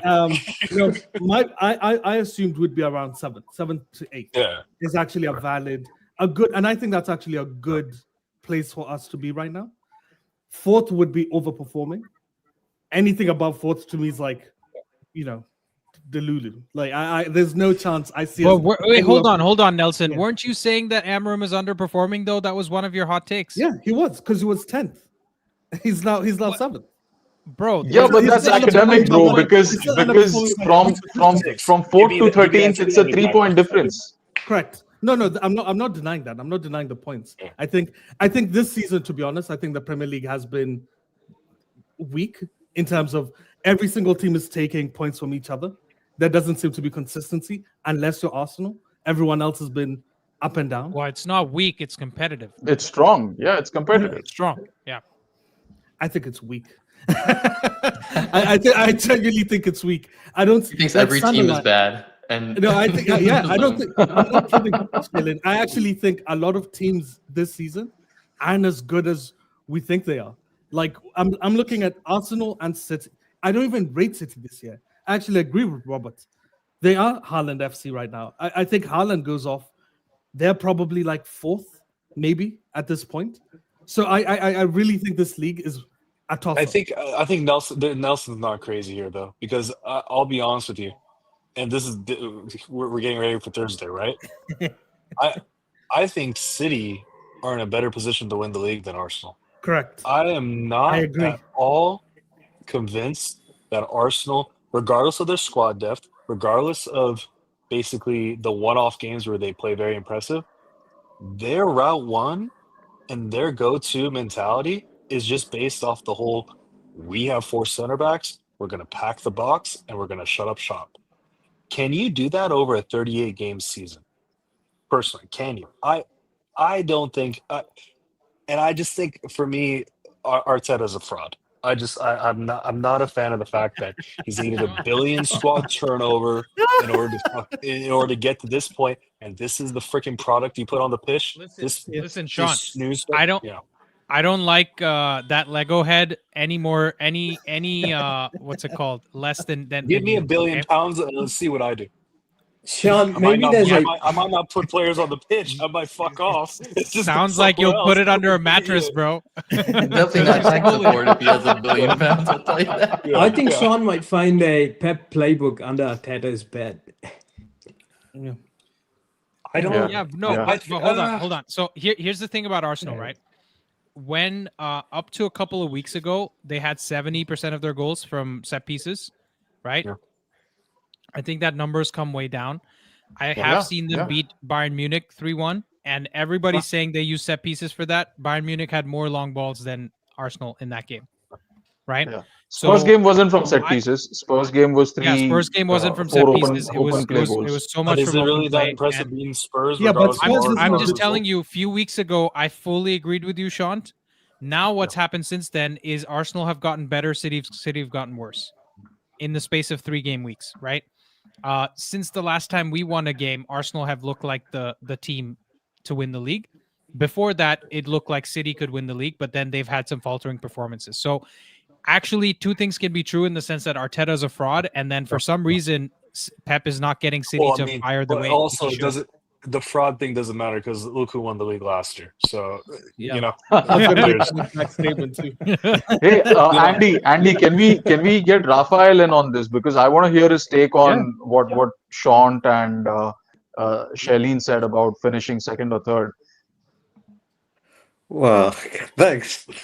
I said for a long time, I think 7th is a good achievement, and I still stick to that. Anything above that is amazing, actually. Given our squad, given what happened in the summer, I didn't think we had a great pre-season. I didn't think we brought in the players quick enough and enough. Mm-hmm. Given all sorts of things, I think we are actually doing really well. I believe we're doing really well. Like someone else said, we've knocked off a few bogey teams. We're not as beatable as we were last year. There's an upward trajectory, but I think it's slow. Mainly not because of Amorim, though. I would criticize some of his in-game management, but mainly it's because he hasn't been given what he needs for us to win. So 7th is actually pretty good at the moment. As I think you said it, Andy, or somebody said it, about 9 or 10 of the players playing Everton were the ones who lost the Europa League final. I mean, that says a lot. So we can't It was just blame Mbumo Amorim. Mbumo and Lomans. Mbumo and Lomans were the only ones that weren't there. Yeah. Well, isn't that ridiculous? I mean, everyone said for a long time we need major change in the squad. And what did we get? We got 4. I mean, I love Mbumo, I love Cunha, I love Sesko, and Lomans is hopefully going to be good, but that's not enough. And you can't blame that on the manager. He's not responsible for recruitment. He's not got the cash. You got to finally still, keep. Maybe it's a bit old school or something, but I have to go back to Ineos all the time.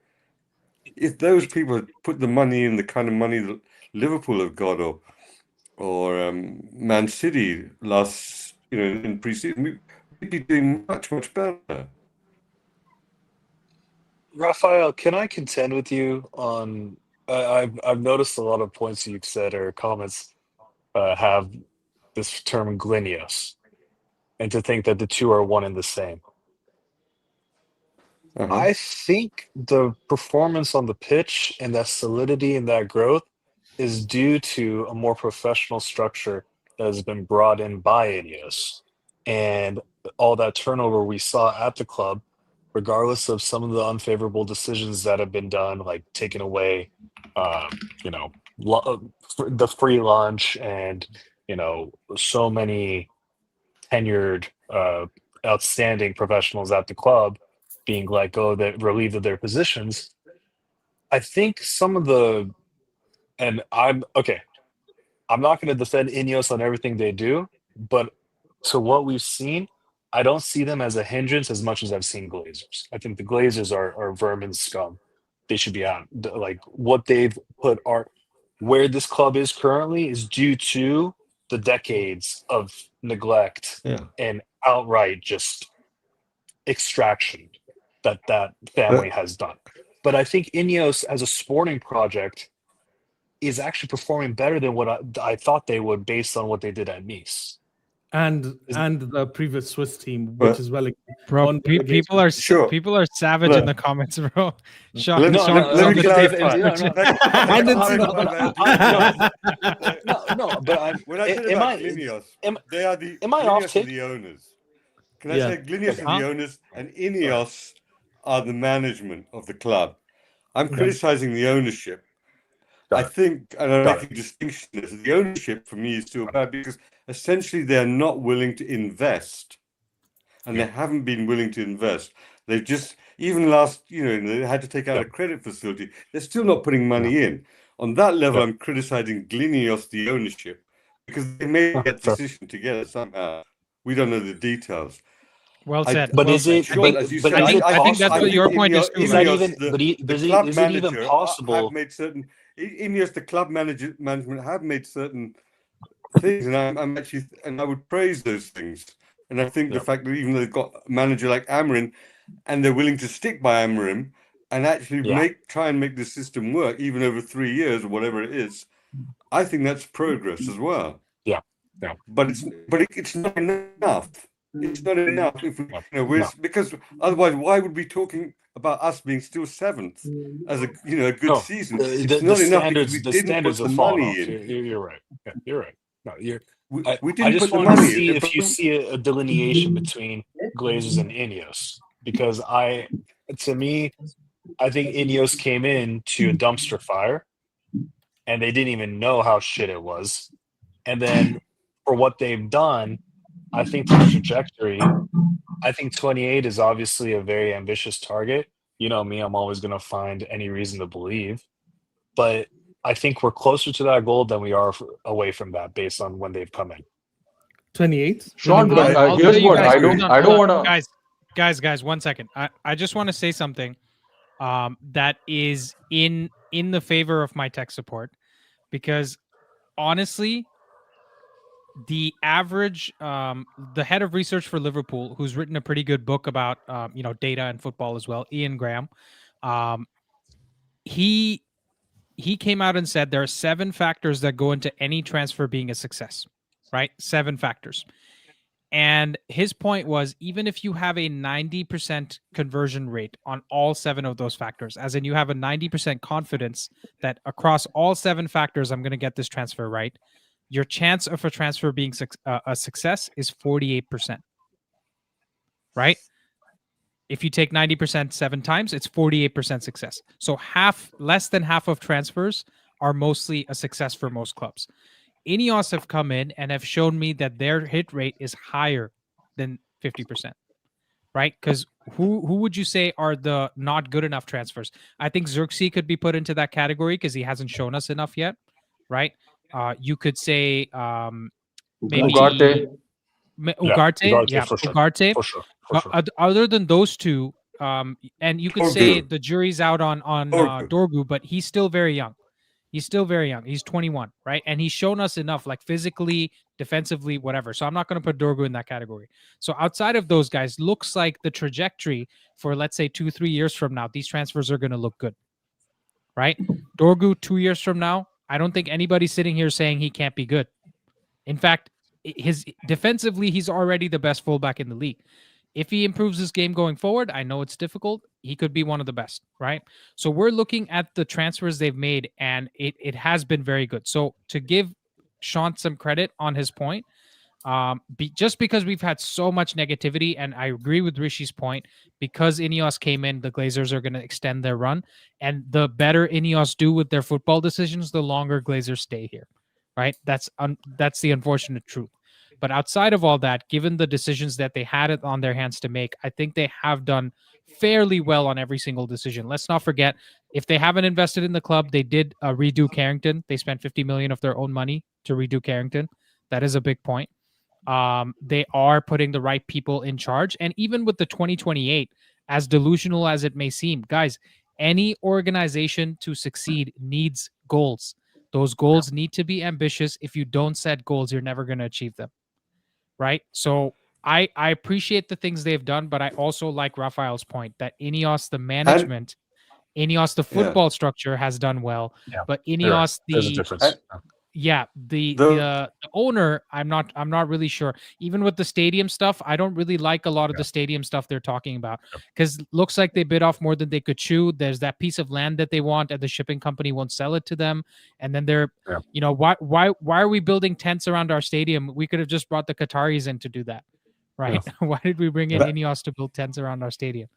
Anyways, Andy, can I say that what I want to say is that Sean, I'm generally in agreement with you. I think there is a plan. I can see it's much better than when we had Richard Arnold or John Murta, those people like that. Oh my gosh, it's much more systematic. But the problem with that we've got, I think, and Andy, I agree with you, we're bringing in good players. But say even Dorgu maybe become a player in 2 years' time. And the problem we've got is AMORIM doesn't have 2 years. AMORIM has to get. He's in a results business now. It's not about who's the best player even on the pitch or what. He's just got to get a minimum of 7th next year by May or whatever. It's just about results because he can't think 3 years ahead.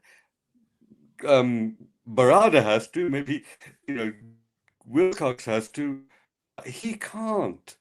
He won't be in a job even to be there for 3 years' time if he can't get 7th this year.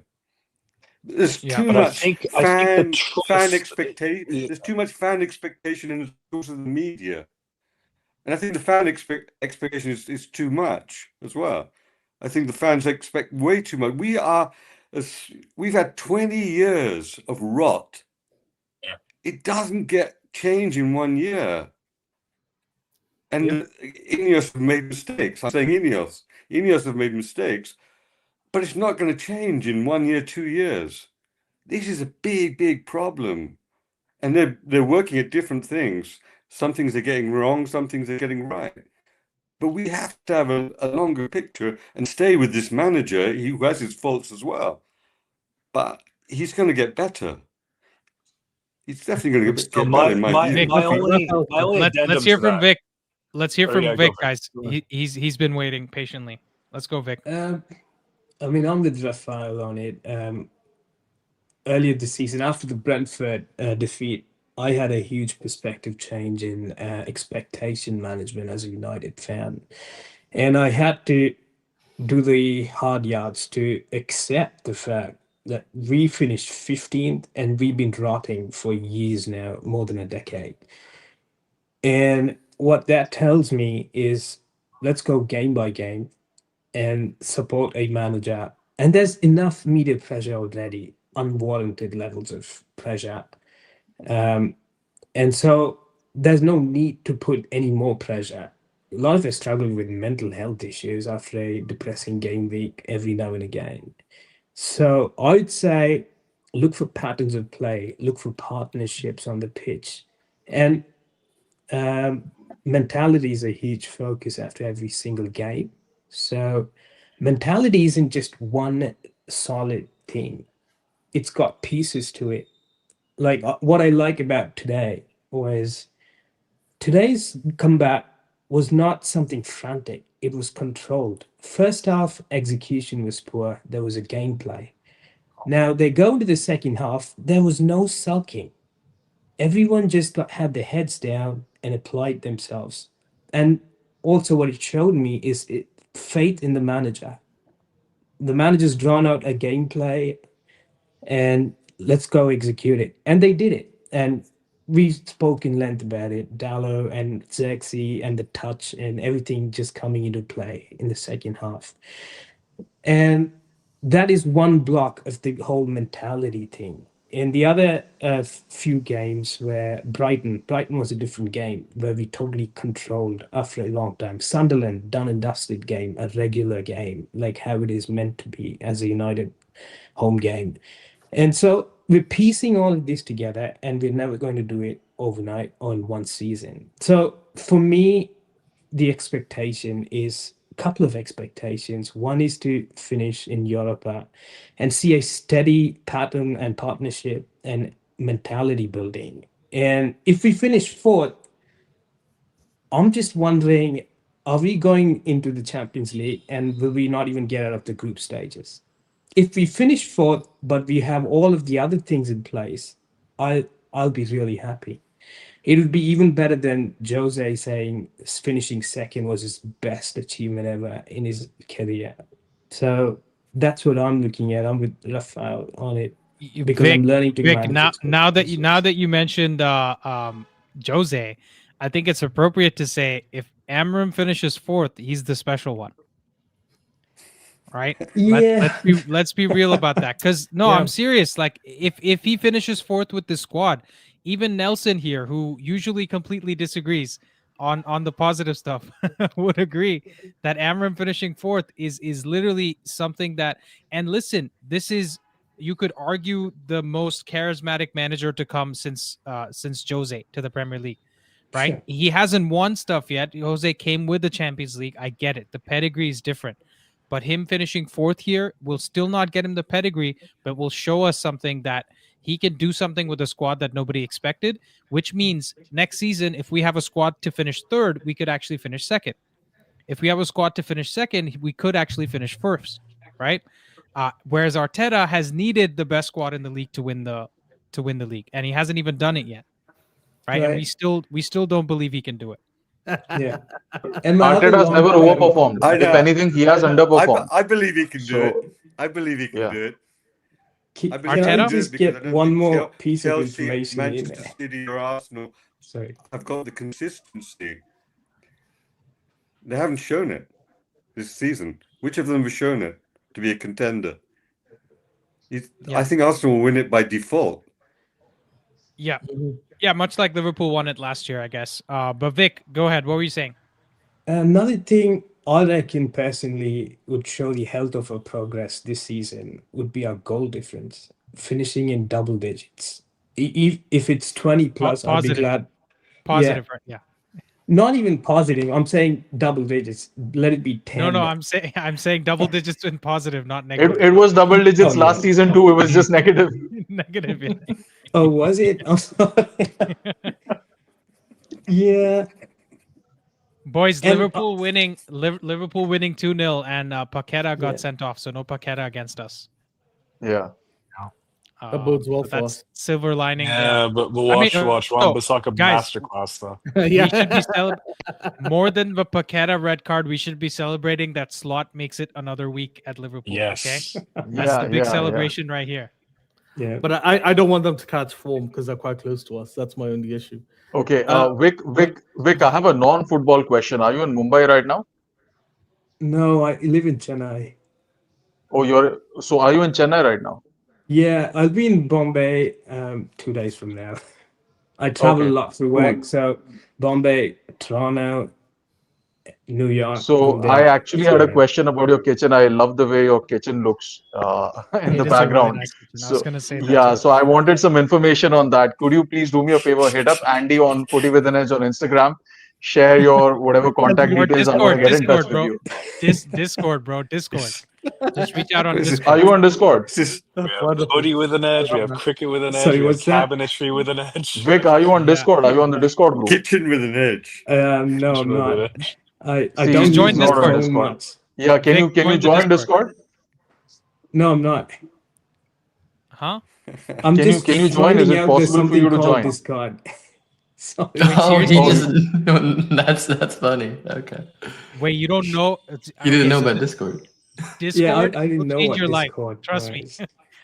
Join it; it'll change your life. And looks like based on Rishi's face right now, it looks like it's about to change his life if you join it too. I'm happy to give away contacts about the kitchen stuff though. Yeah. Anyways, any way you can reach out, just reach out. If you go to the channel homepage, there's a link to join Discord, and it's just an app. You can join it with your phone. You can join it with Alright. Or dude, if your it's too computer as well. difficult, just look up Andy on Instagram. You've heard of Instagram, right? Oh right. Okay. This is going to sound absurd. So I don't have Instagram. I'll Okay. find a way that's to okay, reach dude. You have a I'll really nice probably kitchen, need- and that's what matters. I'll probably If you had Instagram, you would be putting up pictures of your kitchen all the time. I'll tell you that. Yeah. Anyways, guys, at the risk Yeah. of losing more viewers than we have already in the last 2 minutes, Yeah. let's go around man of the match. Nelson. Sure, probably, yeah. Okay. Vic. For me, it's the entire team. Second half, they showed the courage and mentality, and AMORIM as well. And I like the way he walked off the pitch. Just no big excitement. This was supposed to be a regulation win. That's what we did. On to the next one. Nice. Shant. Xerxes, without that goal, we don't get back in the game. Yeah. One second, guys. Sorry. Raphael, you continue. Like, for me, it's two players. One is it's Bruno, has to be Bruno, but the other person has to be for me Martinez, because I love that player, and I'm just glad to see him back, and I hope he's going to make a difference. I hope he doesn't get injured, because we need him, and he's the one real centre back who can really come forward, and we need three players ideally like that going forward. I mean, in the future. So I can't wait to see him. So I'm so excited. Nice. Shaylin? Yeah, I'll say Bruno. 2 assists, even though he wasn't great the entire time, I guess. But yeah. Fair enough. Robert?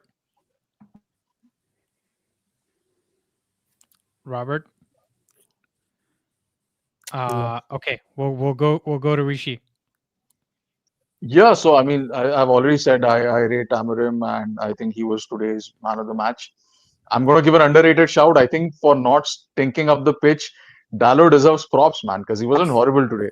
And if he just does that every single game week, I'm happy with him. I'm happy for him to see out the contract till 2028. If he just does what he did today, like he can be a good like a squad player or like a sub in the 60th minute. I'm happy with him if he does what he did today. I can't wait for that guy to leave. Dallo? I can't stand Dallo. I can't stand that. He's such a terrible wing back. He has good games, but today was actually a great game. Guys, that was our player of the year in 2020. 2 years ago, yeah. 2 years ago. 24, yeah. That's how 23, 24. I hear people when they say they don't like Dallo because he has, to be fair, not been very good, but today he was good. Yeah. So my man of the match is none other than Joshua Xerxes. Okay. A lot of people got on my case when I said Xerxes had a decent game against Everton. That was his first 90 minutes. His second 90 minutes, he got us back into the game. And even after the first half, nobody wanted to believe in him. Everyone was saying he was horrible. I got to go rewatch that first half for sure to see how many passes were actually played into him that was the wrong pass or the wrong weight. And maybe I'm wrong, but from what I saw, again, I was doing a lot of things at once. But from what I saw, a lot of the passes into him were also not very good. And in the second half, stepped up the intensity, showed us what needed to be done, and it was very good. But guys, that takes us very nicely to 2 hours. We've been live for a long time. I gotta go. Got other stuff to do. You guys are all legends. 90 people still watching, man. That's amazing. Great to get a win, and hopefully, when are we playing our next game? Thursday. Oh, it's Yeah. on Thursday. Okay, awesome. Thursday. Another weekday game, and then again we play on the weekend, don't we? Or Yeah. Monday maybe. I Yep. think We Monday play- after we that. play 3 Monday. games Yep, this it's week. going to accumulate from here on out. Thursday and Monday. Yeah. Thursday and Monday. Yeah. Cool, guys. So we'll see you. During the week throughout the videos. We're gonna be live every day now. At the same time, like around 1 p.m. Eastern time or 6 p.m. UK. We'll see you at the lives. We'll see you on the videos. See you in the comments. Thank you so much for watching. Salutes to the panel. You guys are legends. And extra special shout out to Shant for all the work with the UI. You're a legend. Thank you so much. Taking Sean's feedback. the So GOAT. let us know any improvements, please. Yes. Maybe the scorecard can be a tiny bit bigger if I'm I with could, you. because I'm on the with you. phone it I'm looks with a you. little small. That's it. I'm with you. Yeah. Mobile definitely. Sorry, guys. Your eyes were definitely squinting, but but I think it was just early for us. But yeah, Cool. won't take See any you more. guys. Later, guys. Bye. All right. All Bye, right. guys. See you guys.